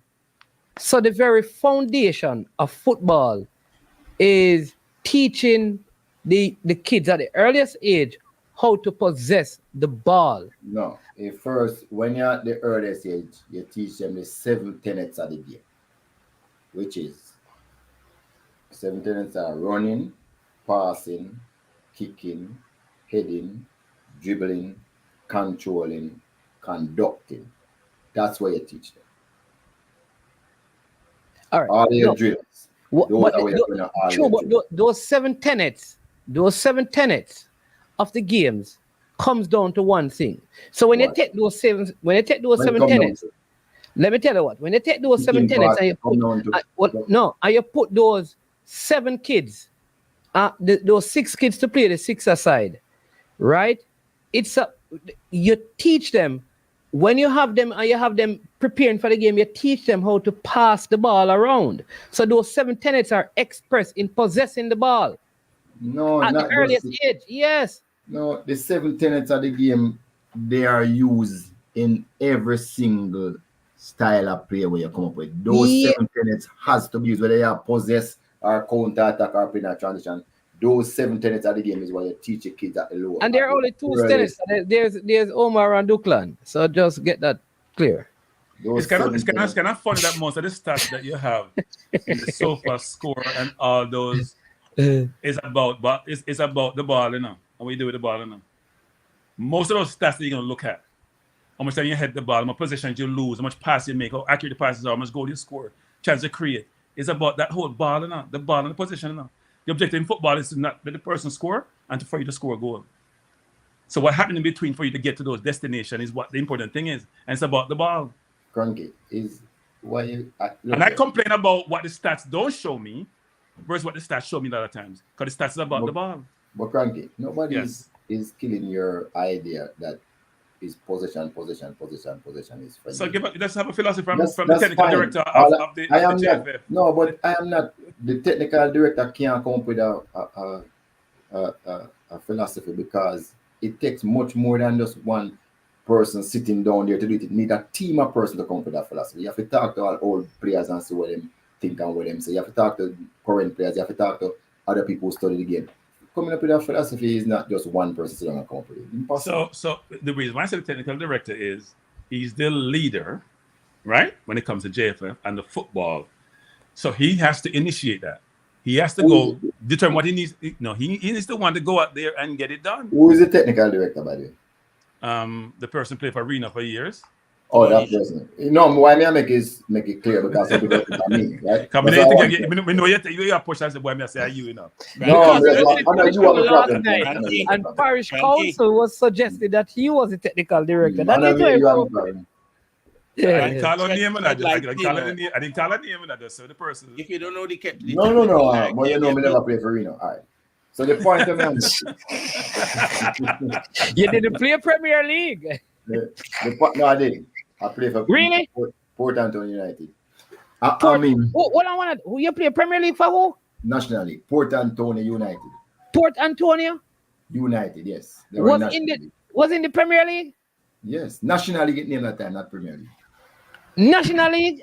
May I hear about them? I'm going to do some research. Star Cosmos used to play. Come on, you don't know nothing. Star Cosmos from St. Mary? Yeah, them team that we play against. Come on. They're a National League, man. They're National League. No, man, I'm not saying. I know what I'm saying. I didn't say they didn't know. I didn't know that there was a Port Antonio United. No, I didn't know that.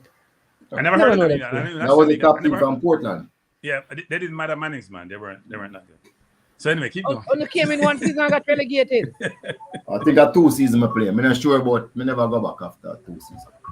Because you get relegated, man. Must have, because by the time you reach up, as I said, you probably get relegated. I think that's how it used to go now. I think how it used to go them time. You play your major league first, and when you win, then pick 16 teams around the country and you're playing in the National League. Oh. Yeah. Maybe we never born them time there still. Every parish used to have a team, right? Every parish have a team. And in Kingston, they have like 4 teams, something like Anyways, that. continue the point still. Because we never, I remember the point. What point was that? You were saying that you were going to put together a committee to no, I didn't say that. I said that's what you have to do. It's more complex than you think. You come like a Teflon done, everything just bounce off. You can't put it up and nothing. No. Don't that way the Teflon done is look, I think if Jamaica want to really make progress in football in a very thoughtful and strategic way, we have to consider making some big picture decision that's going to have long-lasting, sustainable effect on the football. And the philosophy is important. So one of the things what we attacking it with Andre alluded to was through the coaching, because until I have seen volleyball players even at the lower level being big players in up to under 13, under 10 and under 11, those 12, those age group, big players, because all them have to do are just use them body size and outmuscle everybody and score a volleyball goal. I will just pump the ball up to the big guy up the front and that's what. So that's why I said to you, most of our prep and primary school kids and whole heap of people who are coach kids at that age group come right up academies, then do have no formal coaching qualification, none at all. So of course them win games and win tournament because they are the best of a bad lot. That's what happens. Even when you come up to under 14s and even in the leagues them are playing schoolboy football, you only win because you're the best of a bad lot. It's not because you coach anybody. You might just put a good team together. So the project where we embark on is to get qualified coach. So every single player will be taught by a qualified coach who at least know the moments of the game and know the tenets of the game and can actually teach a player. That to me will give us something where we can launch from, because here you will have. So yeah, we are the 500 primary school coach now. They will come to the C license level. At least those coaches will know the 4 moments and can teach a player and know that for those moments to work is the post players have to be technically sound, can make decisions, all of those things, so they'll teach them. At that point, I can see 500 coaches there and probably we have our next 400. I can see us now having more B license coach, which is supposed to coach elite youths and bring them to another dimension of the game. And it's from that, when we have those things in place, I think we'll be able to play anywhere we want to play. We will now be able to play possession. But I'm telling you, biggest reason why we can't play it is because the kids from a younger age was never taught the requisite skills to be able to do it. It's not a rocket science. But Mr. Speed, let me ask you, before I say this, Carl in the chat said earlier, football is basic and fundamental. Most coaches overthink the game. I think there's one of the the challenges with the game. Everybody think the game is simple, but the game is only simple when you understand the complexity of it, right? It's a very complex game, right? And playing possession football is not easy. Um, one of the things that people don't consider is that you have to be willing to accept there's a lot of mistakes going to be made in the beginning, and a lot of coaches don't have the patience with that. But are you suggesting that just getting the A license would allow guys to be able to teach possession football? No. It's not up there to learn it. You have to learn it. Don't where you have the C license coaches are coaching, but based on our coaching school structure with our coaches, we tell them what to do at that lower level. Look here, more technique, not try to come with tactics in the players' them ears. Spend the time on technique. Don't make them run on run on hills and valleys. That don't help. Spend the time. Instead you make them run for half hour. No. Make them play with the ball for the half hour. When you multiply that by 5, you get 1.5 hour more. When you multiply that by 4, you get 10 more hours worth of ball work. And you multiply, you understand? So that is how we are teach them the sport now to coach the players. I'm saying we will never be able to play that type of football till we start. So it will probably take 10 years, before so let me ask you find enough good people. Hold on, Andre, Cranky, what time your show start? Yeah, go on. I'm not doing a show today. Because I was just about to end, so we could probably but you're not having a show. I'm pivoting. So for now, Andre, we just have to use the best players that we have to try to get the results. We can't, right? I'm gonna give you one good example. Mr. Speed, I'm going to finish. I have somebody online, and then I have a clip from Andre's club. He says he wants us to watch it so we can see Barcelona playing. I never say. We don't want to see the clip because it depends on the opposition. Him playing some people in a good none at all and stage it. Well, let's at least watch it and determine. Hey, whoa, Man is very cantankerous. he's very cantankerous. But see, hold on, Andre. I don't want to because it's 3 minutes. Let me just do it and then CC. Just hold on a sec. Just look at this. Look at this.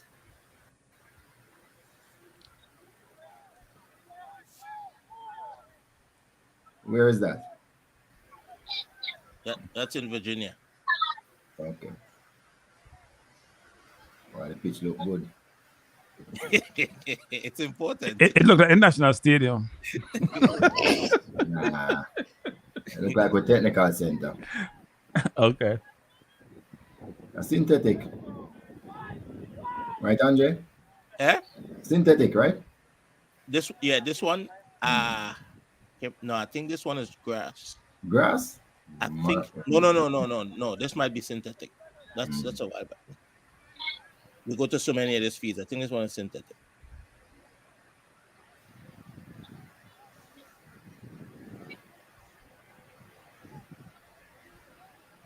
Who's playing? Spain?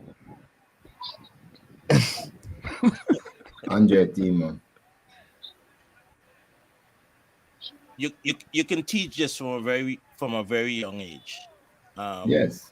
And the question I was going to ask you, because I also get a sense that the methodology, I was going to ask you, what is the methodology used in the region to teach the game? Because I get the sense that there's not much, for most of the coaches, small-sided games is not valued.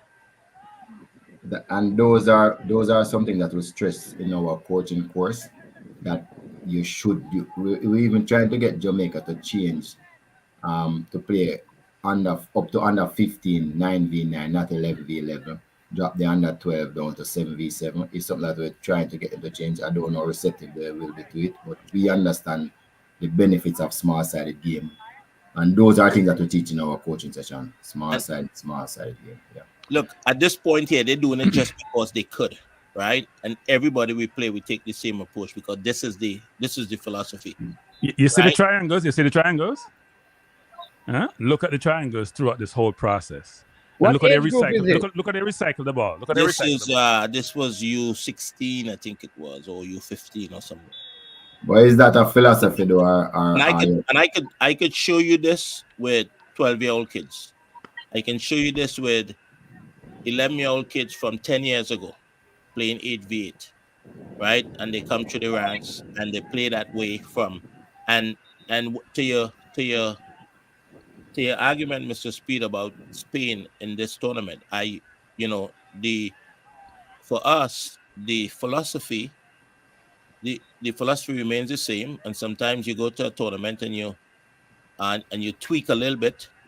So you might play a few less passes to get into the attacking third because the team decides to press you, right? Because they know how you play. So you would tweak. You wouldn't allow them to pin you in your half of the field. You know, so Andre cut the tape and them lose the ball. And then cut the ball to the ball. But anyway, anyway, we have CC. So CC, let me just go wide. CC, just go ahead because you have been holding. We're just watching that clip. So go ahead, CC. What is your... Yeah, all right. So my thing is this, right? I understand when people talking about sports education and being educated in football. But so my question is this. When did football education become so much more important than the technical attributes in football? No, but education engulf attributes. Education mean education mean. All right. So the reason. All right. Go ahead. Education mean you're versed in the physical and mental aspects of the game. That's what education is. So it's not just.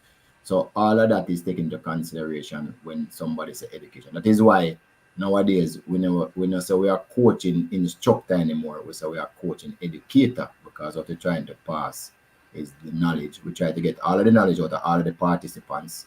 So when you come to school, you have your knowledge and you have 20 more people. So we try to get the knowledge out of all 20. So when you leave there, you are one plus the knowledge that we have. So that is why the term coaching education is not anymore where we just sit down up in front of you and say, do this. It is really a process where you go through, so you learn a lot more things at certain levels.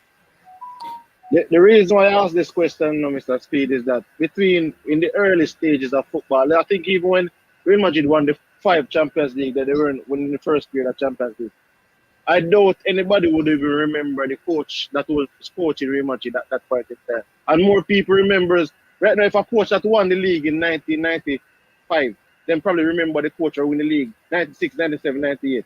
And also, Alex Ferguson, until I think up to 2007, Alex Ferguson only had a FA diploma. And I think at that point in time, he was the most successful manager in the league.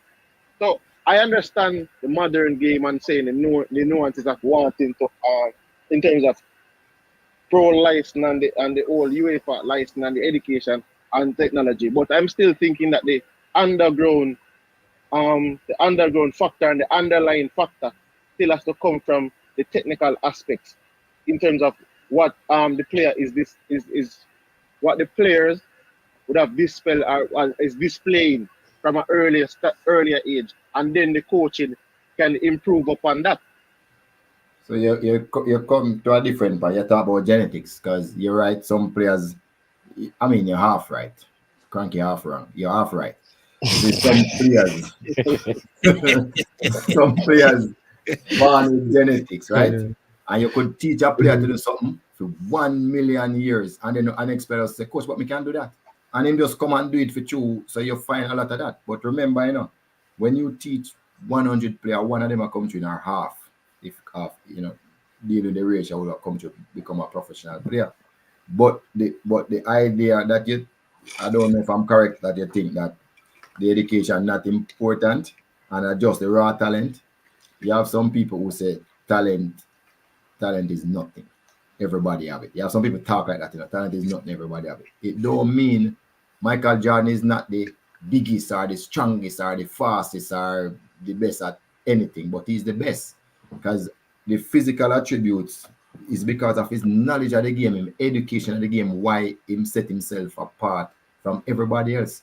So that education that we're talking about, I know a man who can juggle the ball from downtown to crossroad and don't drop it. I've seen him do it. That man cannot play football.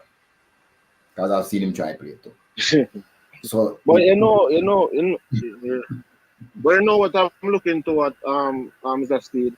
Between the period of 1958 and 2002, no European nation won the World Cup back to back.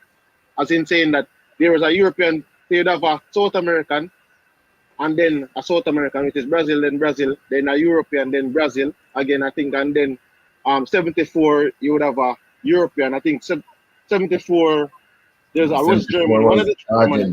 Then 78 was Argentina, then 82 was Italy, then 86 was Argentina, then 90 was Germany with those guys. 94 was Brazil, 98 now France, and in 2002 was Brazil. So there was no back-to-back European champion, and then after that now you have 4 European champions back-to-back until Argentina wins. When I'm looking at the UEFA the coaching license and everything, to me it coincided with the period in which Europe now, between the period, say for example 98 and even coming to now, you see the coaching education and the sensitization of coaching, because I think England signed on to UEFA coaching rules in 2003. So my thing is that, is it coaching that is trying to balance the game out so the game is more competitive across the board and bring everybody into a more competitive and more balanced environment, as opposed to if a person never really necessarily had coaching education 50 years ago, but that person was a good coach nonetheless. All right, so you make a whole heap of points. So one, if you see Real Madrid play in another era, they won the 5 Champions League, they played possession football with De Stefano. So they have involved. I just remember seeing the games, but they are some of the greatest players you could ever think of on the field. But it wasn't the counter-attacking thing that they play now. To go back to what you just said, yes, I firmly believe that coaching education is the reason for the European dominance in the last World Cup. Argentina have really very good coaches, and they were able to mix. And the reason is that Europe played much more structure than South America in that period. When I say structure, all of them play was structured, and that's because of the coaching. South America play with what they call relationships. So they believe in a relations. So them flick and them trickery and them, them figure out what them other player go do. But the Europeans are much more structured. And that is why Argentina was able to combine both styles. And that's why Argentina is such a dominant, have won the World Cup and look so dominant now in other region, like with the Copa for the last 2 Copa. So what is happening now, why you have Gibraltar, how Gibraltar beat today, is because of coaching education now, where everybody have the knowledge. And what they are doing is studying how you play, your style of play, and then go for what they call the meta, the most effective tactics available against that style of play. And that's what they are playing, and that is why you're getting some ruffles now as to the score. The big teams are not winning so big because your other teams frustrate them just because they change their playing style to a style that will frustrate. And that is why you're seeing the results are what it is. The big teams, though, still will do well enough because they have that innate, what do you call it, in them from such a long time that it's difficult for you just beat them still. But you see, all of them like a ripples that will happen because of coaching education. I think if you go on the UEFA website, I think if you go on the UEFA website, they have a 2030 strike. Yeah. Because go ahead, CC. Oh, sorry. The final thing I'm going to say is, I understand what you're saying, Mr. Speed, and I think you're explaining the point. And that's why I think that there's even this struggle with the Brazilian team. Brazil hasn't qualified for the Olympics, and they're the defending champion. And I think at some other local tournaments where they haven't really looked as dominant in youth tournaments. And if you notice, coaching education in Brazil as versus coaching education in say Europe is Europe is ahead of them in terms of that. So I think, as I said, the coaching education to me is more of like modern football. It was just that I was saying that before that, I think the technical and those attributes made up for players and for even people who were coaching team. The player them was just more technical to me, in my opinion. So they were just produce so it. So you're right, because if you notice, all right, all right, we're going to edit on that and then you listen. Yeah, man, no problem. Now listen now. Yeah, man. Go ahead, Mr. I was just trying to reinforce what the caller said and what I was explaining. If you look at where the world class, more of the world class players are where they play, and all of that ability comes out because of the level of coaching that they had. I remember this guy was playing for Manchester City. I never know nothing about football till he got Manchester City. Just to give you an idea of how he would have improved after going in there. And just to come on our local scene, the reason why we build world-class athletes, because we used to have a talent from a long time, and one or two of them used to come out. But all of a sudden, we are able to put out world-class athletes on a regular basis. We have some of them come out as dark horses. Nobody never even knew about them before. They just come on the scene, right? It's because, well, I shouldn't say it's because. The reason is, we have so many top quality athletics coaching at Jamaica. Them are like dime a dozen. We have them like rice grain. So even athletes from 6-year-old start are trained by a certified qualified coach when they go a prep school champ. When you're in a prep school, where school do you name? No prep school. Basic school. Them start to be trained by a quality coach. In football, all of our young players are trained by the PE teacher, the male teacher, the groundsman, anybody will look male and coach a football team. That's the difference between us and you. Rudolph, you can't have it both ways. You just beat me a while ago. But me, I say Spain have about 3,000 pro license coach. and now you say because we have coaches at Jamaica, why we so good. You can't have it both ways, Rudolph. You can't have it both ways. I listen to you, You say how important coaching is and coaching a differentiator. And then you say me talk about Spain, you say cranky, you're half wrong. So people, just tell me right. What about could I add something to that? Or gonna add it, but cranky when Andre's finished, I want to take that comment here on Mr. Speed, right? So go ahead, Andre. I want to raise this question. So we talk about athletics and the few conversations I've heard about athletics in this medium, the reason for the success, that people give for the success is the same. So if we look at the region on the whole, is it because Mr. Speed was just saying, and I know that we have the same problem in Trinidad, that it's difficult to implement a philosophy, okay, and a style of play because one person cannot do it, right? I think you would agree that everybody has to be sitting at the table and contribute, and at some point in time have to agree that this is going to be our philosophy, and this is how we're going to play, and the coach is going to go back to their communities and implement the training sessions on a daily basis to equip the players to play like that. Do you agree with that, Mr. Speed? Yes. Right. And I think what are you guys' thoughts on that the success in athletics has something to do with the fact that it's an individual sport and not a team sport? Because of our inability to collaborate and work together, and I'm speaking about the region on the whole, we are struggling to put something in place that would bring us the type of success that we see elsewhere. And it's easier in individual sports because that's the way we think, right, throughout the Caribbean.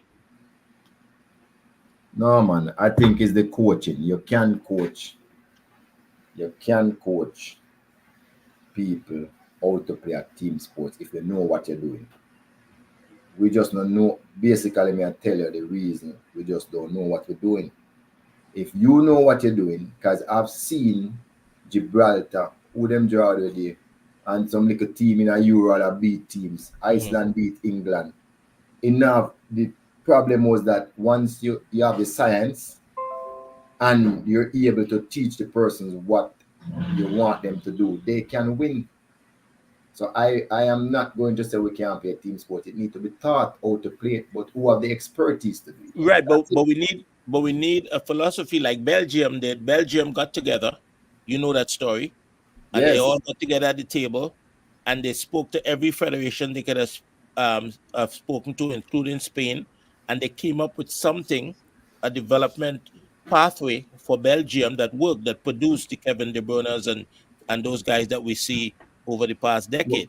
Yeah, right? And they were ranked 66 in the world when them started, right? And then end up in our top 5 every year for the last. Right. So the point I'm making is that we yet to be able to do that. I do think we're talking about strategic way of doing things, and I think we go for the tactical most times. I will say this. In my view, there's a great analogy between cricket and the football in a sense, as to where West Indies were before and where they are now, as to where England was before and India before and where they are now. There was investment made in things in these sports in India because they have tons of money, best equipment, best facilities, best coaching. They employ a strategy that allows them to be good. That's why Australia is good forever. That's why England got better because they weren't good when I was younger. Neither was India. We have to have a strategy around the football to allow us to put in place a sustainable method of how we do things and allow us to be successful on a long-term basis. If we keep doing the same tactical thing year after year, you will not achieve your objectives. That's the way I view it. And I think we think one-dimensional sometimes, and we don't allow for thought to be explored by people outside a certain component of society. We don't try to get everybody's perspective in, take the information, collate it, pick out the best ideas, and effectuate them. We don't. What we do is we say, you know what? Them man know nothing, so we just do what we do. I don't think that's the case in Jamaica football, because every single, even just the other day, we had people from Brazil, we had people from Europe teaching on our A-license. All the football people watch the course even although they weren't doing it. We have people from FIFA coming down to teach us how to coach. We had a big thing last year for about 10 days. So I think Jamaica at this particular point in time is actually going through that process to make sure we're cutting edge and we're up to standard. Remember, so people would say to us, why we not go away some of the time, but we're saying, no, we're bringing the knowledge here because we're able to impart it in more persons. What we have realized that it don't necessarily mean the people at the top now are the people that's going to carry us through, And that is why we have to make sure we get outside help, which we have been using for the last 3 years after the pandemic. And I think there's improvements. I can't say there's enough improvement. So my point is going to tie into this question. So Rudolph know the history, has a lot of history. Rudolph just tell us that what Belgium did is tried and tested. And now here Rudolph said we're going to do something similar. Yeah, that's what we're trying to do now. Yes. Education. Yeah. Okay. No, but I'm saying the whole survey, assessing what other people do. Yeah. Think about what will work for us and then put it into effect. That's what I'm saying. Yeah. At the senior level, we rarely use locally developed players anymore. Why can't we possess the ball? So let me explain something to you where people not even realize that happened to us. And I was discussing it to the Trinidad people, technical people too. Over the last 4 years, Jamaica Premier League, the best league we have, played 84 games over 4 years. Take out the playoffs. So if you were trying to develop as a player over the last 4 years, 84 games was available for you to develop. The little youth, when they mash it up for Spain, him play 50 games in Barcelona last year, 1 year. You see what just happened? Yeah. Way more games. So if you go by that, he plays 200 games in the 4 year. The Jamaican youth plays 84. Yeah. So we need to get them playing more games.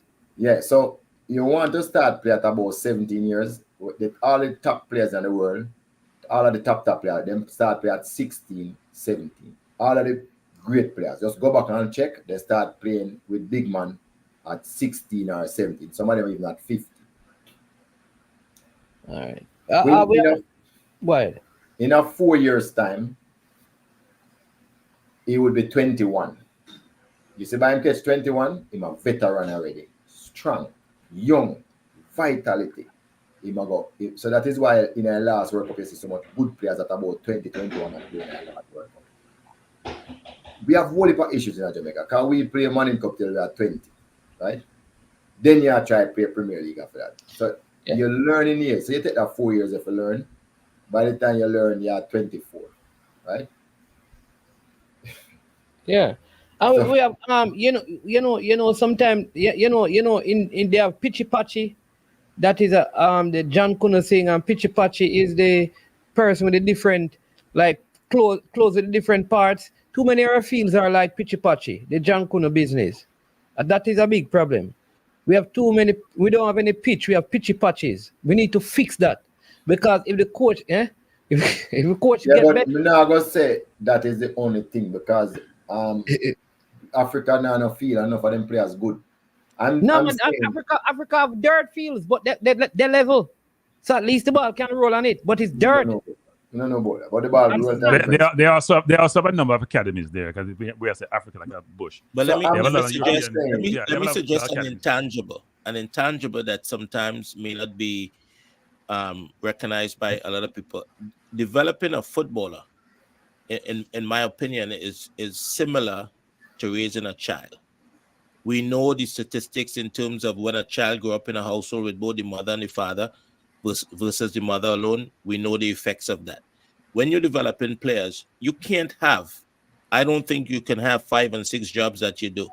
I think you have to be 100% committed 24/7 to the development of these players, both on and off the field. And I think in the region, we have a lot of people is coaching young players, but they're doing several other things as well. So to the attention that is needed to these young players on a daily basis, sometimes it's not there.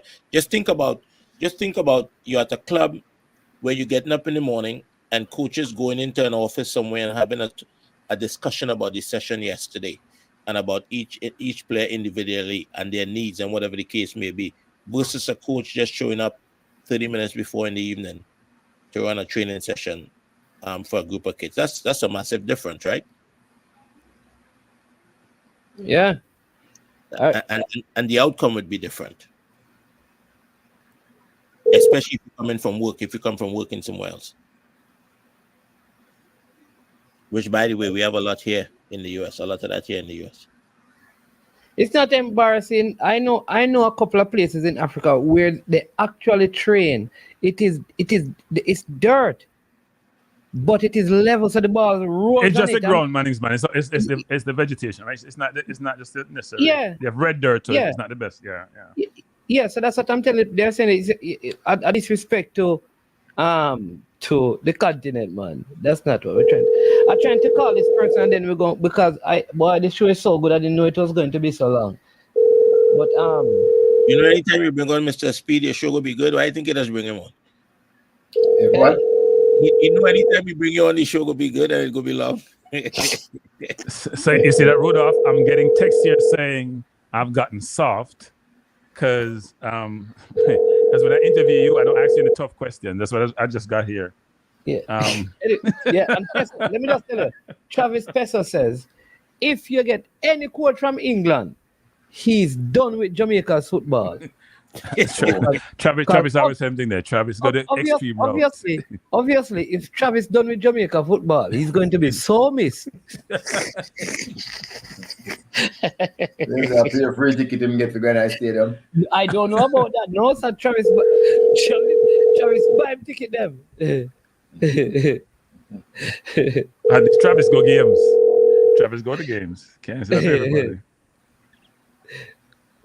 No. Person not answering Mannings, man. You know, see that? Yeah, it's actually, what happened? It is funny, It is Diego, So. Oh, Diego. I talked to Diego last night. Yeah. Oh, the night before, yeah. Yeah. So I don't know. But I'm not getting. Let me see. You know what? He was calling on. He was calling on this. Let me see if I can get him. I don't even want to do that. I'm just going to. Did you watch the under 20 game yesterday versus Guatemala? No, man, that's an old game, Andre. How old was that game? That was a game when they played Mexico and played Guatemala. Wasn't that game? Remember, Jamaica traveled yesterday. They did not play a game yesterday. Oh. You traveled yesterday? Okay. Yeah, they traveled to Mexico yesterday, so the game was a whole game. I thought this football, I watch it anyhow. Yeah. I think most of the players that were on that trip are not in this team.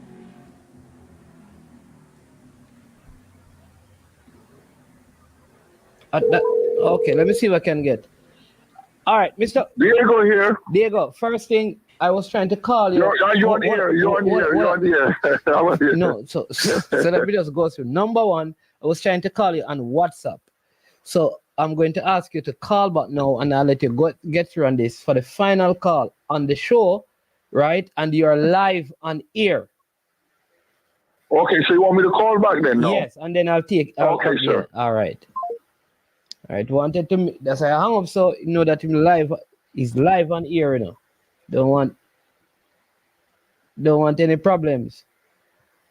And then we'll close the show. That's the last call. Mr. Speed has given us more time. So Mr. Speed, again, it's an interview's coming up soon. You're muted. Which interviews? Coach, from the short list. Yeah. So we're going to start the process tomorrow. Tomorrow. Conclude by say Monday. Yeah, you can. You don't know, so we can know. Oh well, it's online. I wonder if we can, get somebody into the meeting. Yeah, the people see what's going on. Yeah. All right. And I wanna address one thing here. This person just reminded me, Mr. Speed. You about a year ago, a season ago, you said that. Hold on, Diego. Go ahead. You said that budget is 100,000. Jamaican. Right. 600 US, 650 US. Right. But Cavaliers has since qualified for CONCACAF football and would have raised, you could increase the budget by about 10%. Okay. I can do that, yes. How much money did you get when you qualified, Rudolph? What was the price? What the points did you get when you qualified? That's good.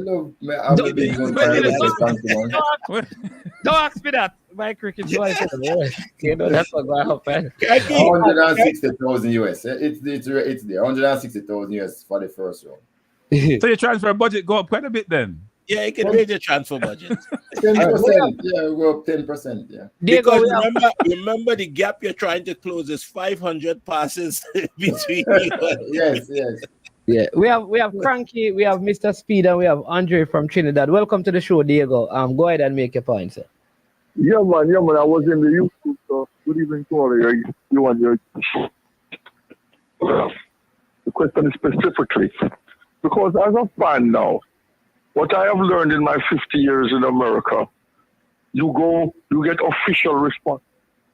So I've been hearing all the rumors and all the different things in the diaspora and the hearsay. So Rudolph is the right man if he chooses to answer now. Rudolph, when I look at the under-20 team, I saw Whisper playing for the senior national team. What's the official reason why he's not on the under-20 team? I don't know.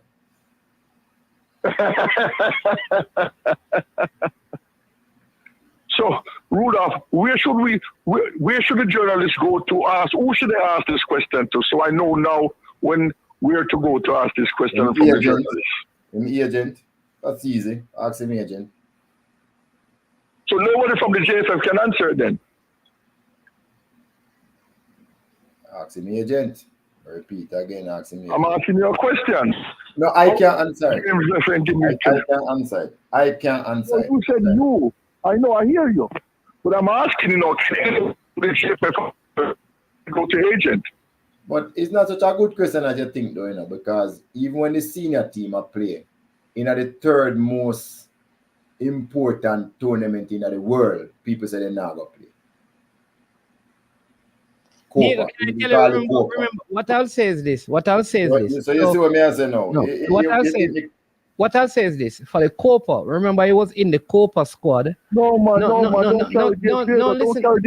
No, man, just listen. No, man, we don't do that to me, man. No, you don't know. Just listen now. Because nobody from the JFF can answer, I'll take that answer. So that's fine. So don't say anything. So don't say anything to you then. You just call, you ask. All right. No, what I'm saying to you. I am saying to you. Mm-hmm. I am. Oh Jesus! Go ahead, man. All right. So I am saying to you that in the Copa, he was called to the Copa squad. When he was called to the Copa squad, it was the report was that he had a surgery to do, so he would not be available. Right? That's what was told. That he had a surgery. He had a minor surgery because he had a lingering... Okay, I've heard that all over New York. Go ahead. He had a lingering issue. So, if the surgery was done, then he would not be available because he wasn't even available for the Copa. Because remember, the surgery would have been done after the 21st, because up to the 21st, he did not do... Up to the 22nd, he did not do the surgery. So it have been, that's all I'm saying. Can I say something now? That's all I'm saying. So it is not in response. Okay, can I say something now? Yeah. Because you just used the word if. I want to hear from the powers that be that select the team, if they can give the fans a reason, official reason why he's not on the team. Mr. Speed said he can't. So I'm just asking Mr. Speed, can anyone in the JFF give us an official reason? The JFF have no official reason.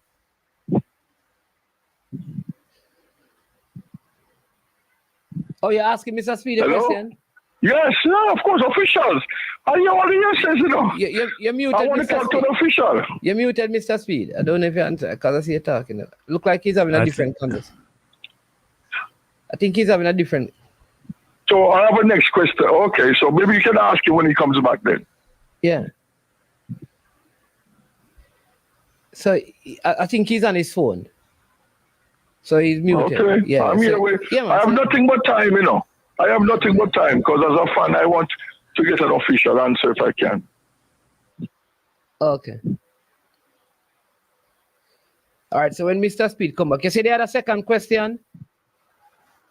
But this for Mr. Speed again, official. All the rumors and the yeses, you know. Okay. This is the day of social media. Diego. Yes, Diego. A response from management is official as well, you know, if you don't know that. No. I also know that it was also said publicly that no Phoenix player would be allowed in the under-20. I know that is official as well. But of course, yet you know. So if it's official, then Mr. Speed can give it to me, correct? As an official. Okay, so you want the actually call. I can send no man, so I can send you. I want Mr. I've got Mr. Speed. I want an official answer from Mr. Speed. So what I'm saying though, Diego, I can send you the video where the person said it. No man, you're talking about something different. No. Okay. So let me deal with Mr. Speed. Can I deal with an official? I listen to social media and YouTube channels all day. We're just trying to have a conversation because he's on the phone. So all right, so I'll look for him. We can talk about something else. So no man, nobody gonna say anything to you. Let's all be silent. Because I try to be silent, but we're having a different conversation. They say Mr. Speed. I just said, yeah, go ahead, talk to Frankie. Yeah, take your time. Take your time, my ball number. Take your time. Go on, Diego. What is in the water in New York? What I don't know. Is it water in Jamaica? I have memory lapse in Jamaica. It's the water in Jamaica. Yeah, it's the water in Jamaica. But go ahead, Diego. Frankie said, "Go ahead, boss." No man. Frankie. Yes. Yeah, what I was going to ask you regarding the news. Do you agree with the next thing I'm hearing? That's what I want to ask Mr. Speed about the quota system of the under-20. Do you support it, Cranky? Well, I'm on record to say I do not watch Jamaica football below the senior level because of the quota system. Period. So you hear me come into my program about under-20 because I've said this numerous times, so I reiterate it. You cannot discriminate against your own citizen. Period. So that's my philosophy. That's my perspective. It doesn't change. So that's it. I disagree. With the what about you now, management? Do you agree with Cranky or disagree? I don't agree with Cranky. I don't disagree with Cranky. I disagree with the quota system. So you disagree with the quota system? Yeah. So I am in agreement or disagreement. Why I disagree? Because I think under 20, so let me tell you why. Under 20 is professional football. So I have said it before. At under 20, I don't expect that to happen. At under 17, I can understand it, and under 15, I don't agree with it because it's more developmental, especially under 15 when there is no global competition like a World Cup. There, I think I can understand it. Who's trying to save me? Who's trying to save me? Number not trying to save it. Number not trying to save it. All right, what is the question? Well, asking the question Speed. I mean, no man, you ask the question. You're trying to follow management. So let you ask him. No man, just want me to ask him now? So go ahead and ask the question, no man. Okay. So again, Mr. Speed, is there an official thing from the JFF, not from agent, not from anybody, because the JFF is the responsibility of to invite or not invite players, not agents. What is the official reason why that Whisper is not on the under 20 team? But I told you I don't know. Okay, thank you. So it's not the JFF invite. What is the JFF? But is the coach decide who him invite to play on any team in Jamaica? Okay, Speed. So only the coach can answer that for us officially. Or the manager, yes. I'm not saying there is because the Gensec probably know to other people in it, but I don't know.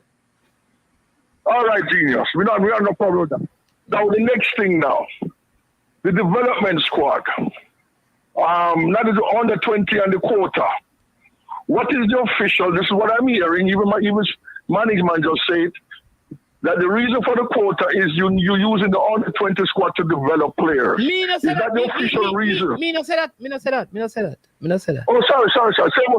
Say what you're saying, management, about why you disagree with the quota. I don't agree with the quota, the under 20, because it's under 20s are professionals. I will understand it at under 15 because there's no global under 15 World Cup. So the under 15 is developmental. So that is it. I don't agree with it in under 20. Okay, totally agree with you. Yeah. Man. That's fine. Let me ask Rudolph Speed now. Rudolph, what is the purpose of the quota for the under 20 squad? The official? Can we hear the rumor? Let me just make something clear again, which I've been saying all along. Technical committee say after you reach 7, you must justify everybody else. That's what we say. That's what is in the rules. That's what the board passed. Oh, sorry, I missed that. You were given an instruction to justify what, Mr. Speed? I didn't hear that. Instead, the technical committee says, this technical committee recommendation to the board was after we take all the information that we have into consideration, when you reach 7 players that was not born in Jamaica, you must justify them afterwards. The coach must justify them. So all that to happen was some coach thinks that them bigger than the JFF. All that to happen when they reach 7, then tell we say them want 7 more and give us the reasons, and we would have green light it. Okay. We have had 14. We have had. Hold on, escape clause. Hold on, man. Yes, there is an escape clause. I'm going to tell you the reason why it happened. All right, okay, I get you. Hold on, I'm tell you the reason why it happened. Hold on. Let's listen. In the female under 20 team, we have had 14 overseas born players in the female under 20 World Cup team because the coach came and said, because of the pandemic, we don't have the quality and them can find them overseas, and the technical committee said, go on with it. So people keep on talking and don't have all of the facts. Now, let me tell you something again, a third thing. We have what you call stakeholders in Jamaica. These are the people who vote. right? And when you come to make up no rule and you talk to your stakeholders, they have various views. Some stakeholders do not want even one person who born overseas to play upon non-national under 20 and below team. You hear me say? Not even one them that want, and them have votes. Yeah, I get it, Mr. Speed. Yeah. So what happened? Let me say this. Hold on, man. Let me finish. The 7 was a compromise. That is what the thing. You have to say more. Yeah. Yeah, but guys, let me just say this because it's really. Give me a chance. Hold on. Toast. You get 3 hours. Let's give Dave a chance to finish up with Mr. Speed, man. We don't get a chance often. Now, Mr. Speed, I understand everything. We see it in America here. Obviously, if you say the delegates who vote, then it's politics, and everything in life has politics. For example, the report, and the country can confirm this.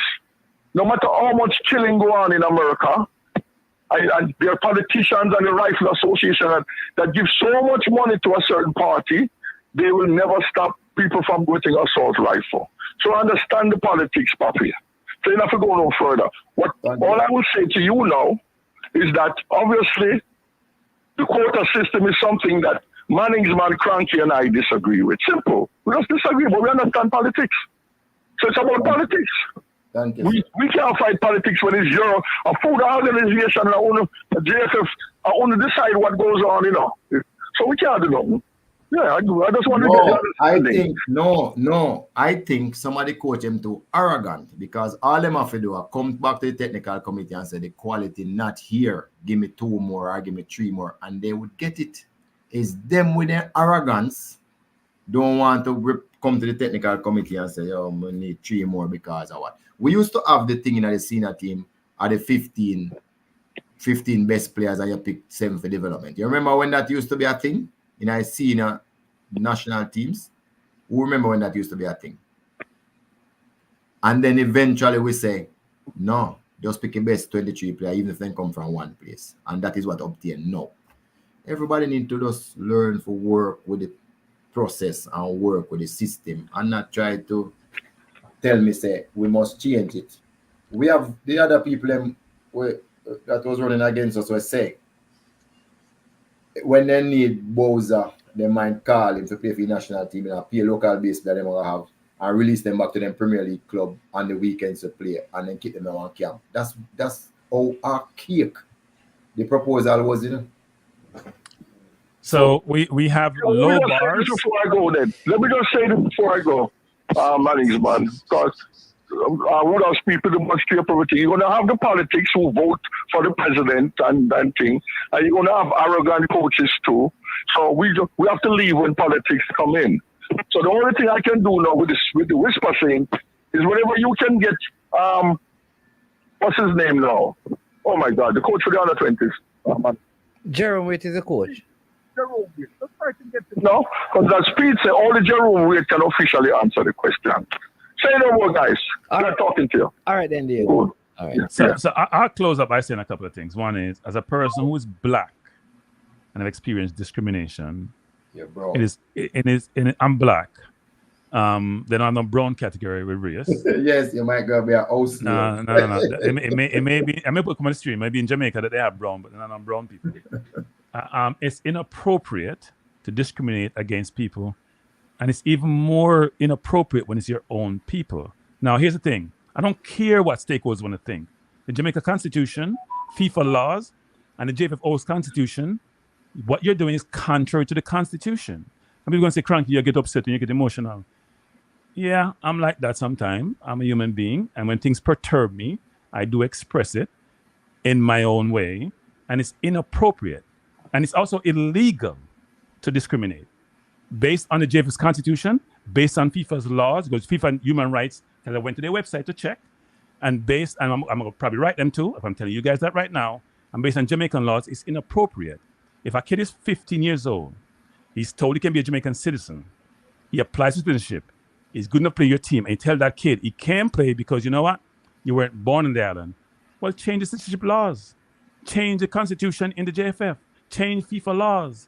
But don't come here, Mr. Rudolph, and say, you know, guys, get over it. because that's how the stakeholders want. Your stakeholders are wrong. Your stakeholders are inappropriate. And they deny people their constitutional right. That's my thing, and I'm done, and I'm out of here. It is nonsense, and it's crap, and it's inappropriate to do. I'm out. All right, Cranky, over and out. All right, Smart guys.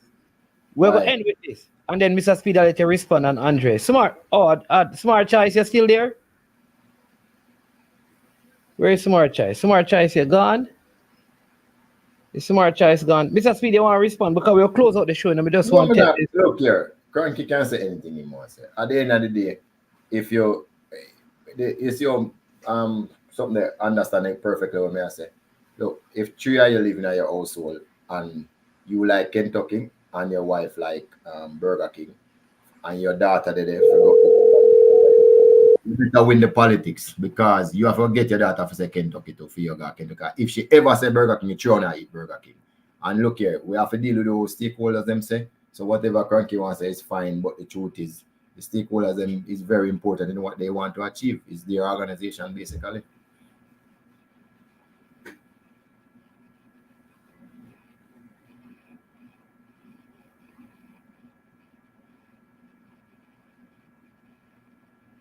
Sorry, Diego, Paul Maxwell saying want to speak to you. I know you don't mind. I'm going to let both of you connect on WhatsApp and thing. Paul Maxwell, one thing with Diego, you know, Diego not really the best thing on the phone thing. So we'll see if you can reach out to him and talk to him, right?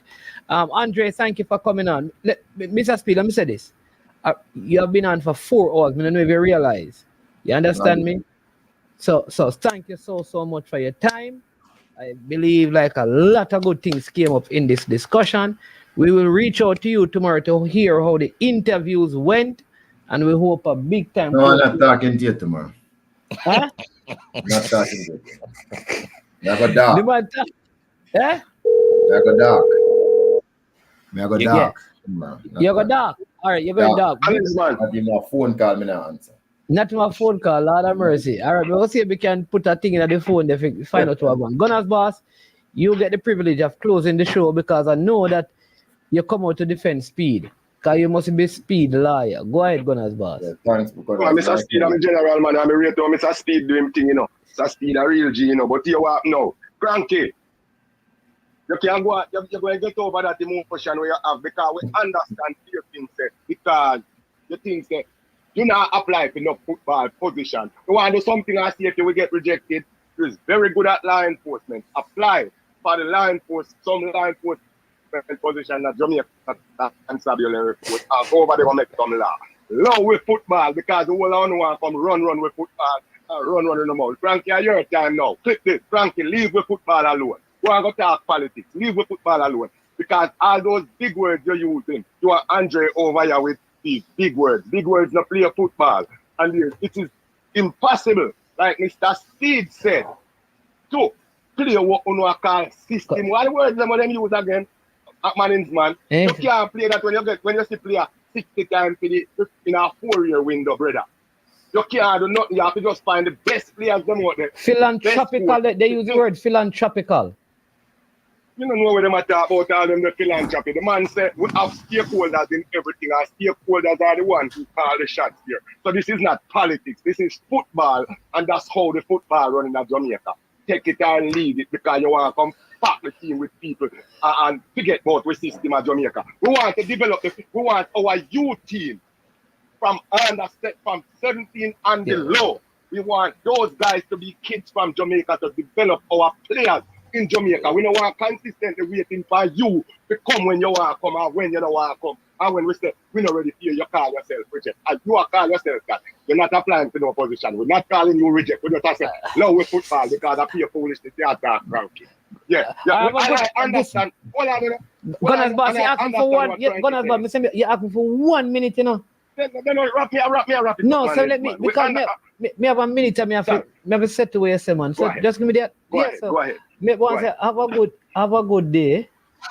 Thanks for calling in, but I'm going to end the show. Big up yourself, all right? Yeah, man. Yeah. Big up yourself. We get cranky later. Right. That's why cranky now keep a show because I know we are going to beat it. All right. People. Jesus. People, I don't know what to say except Thanks to everyone for watching for this 4 hours.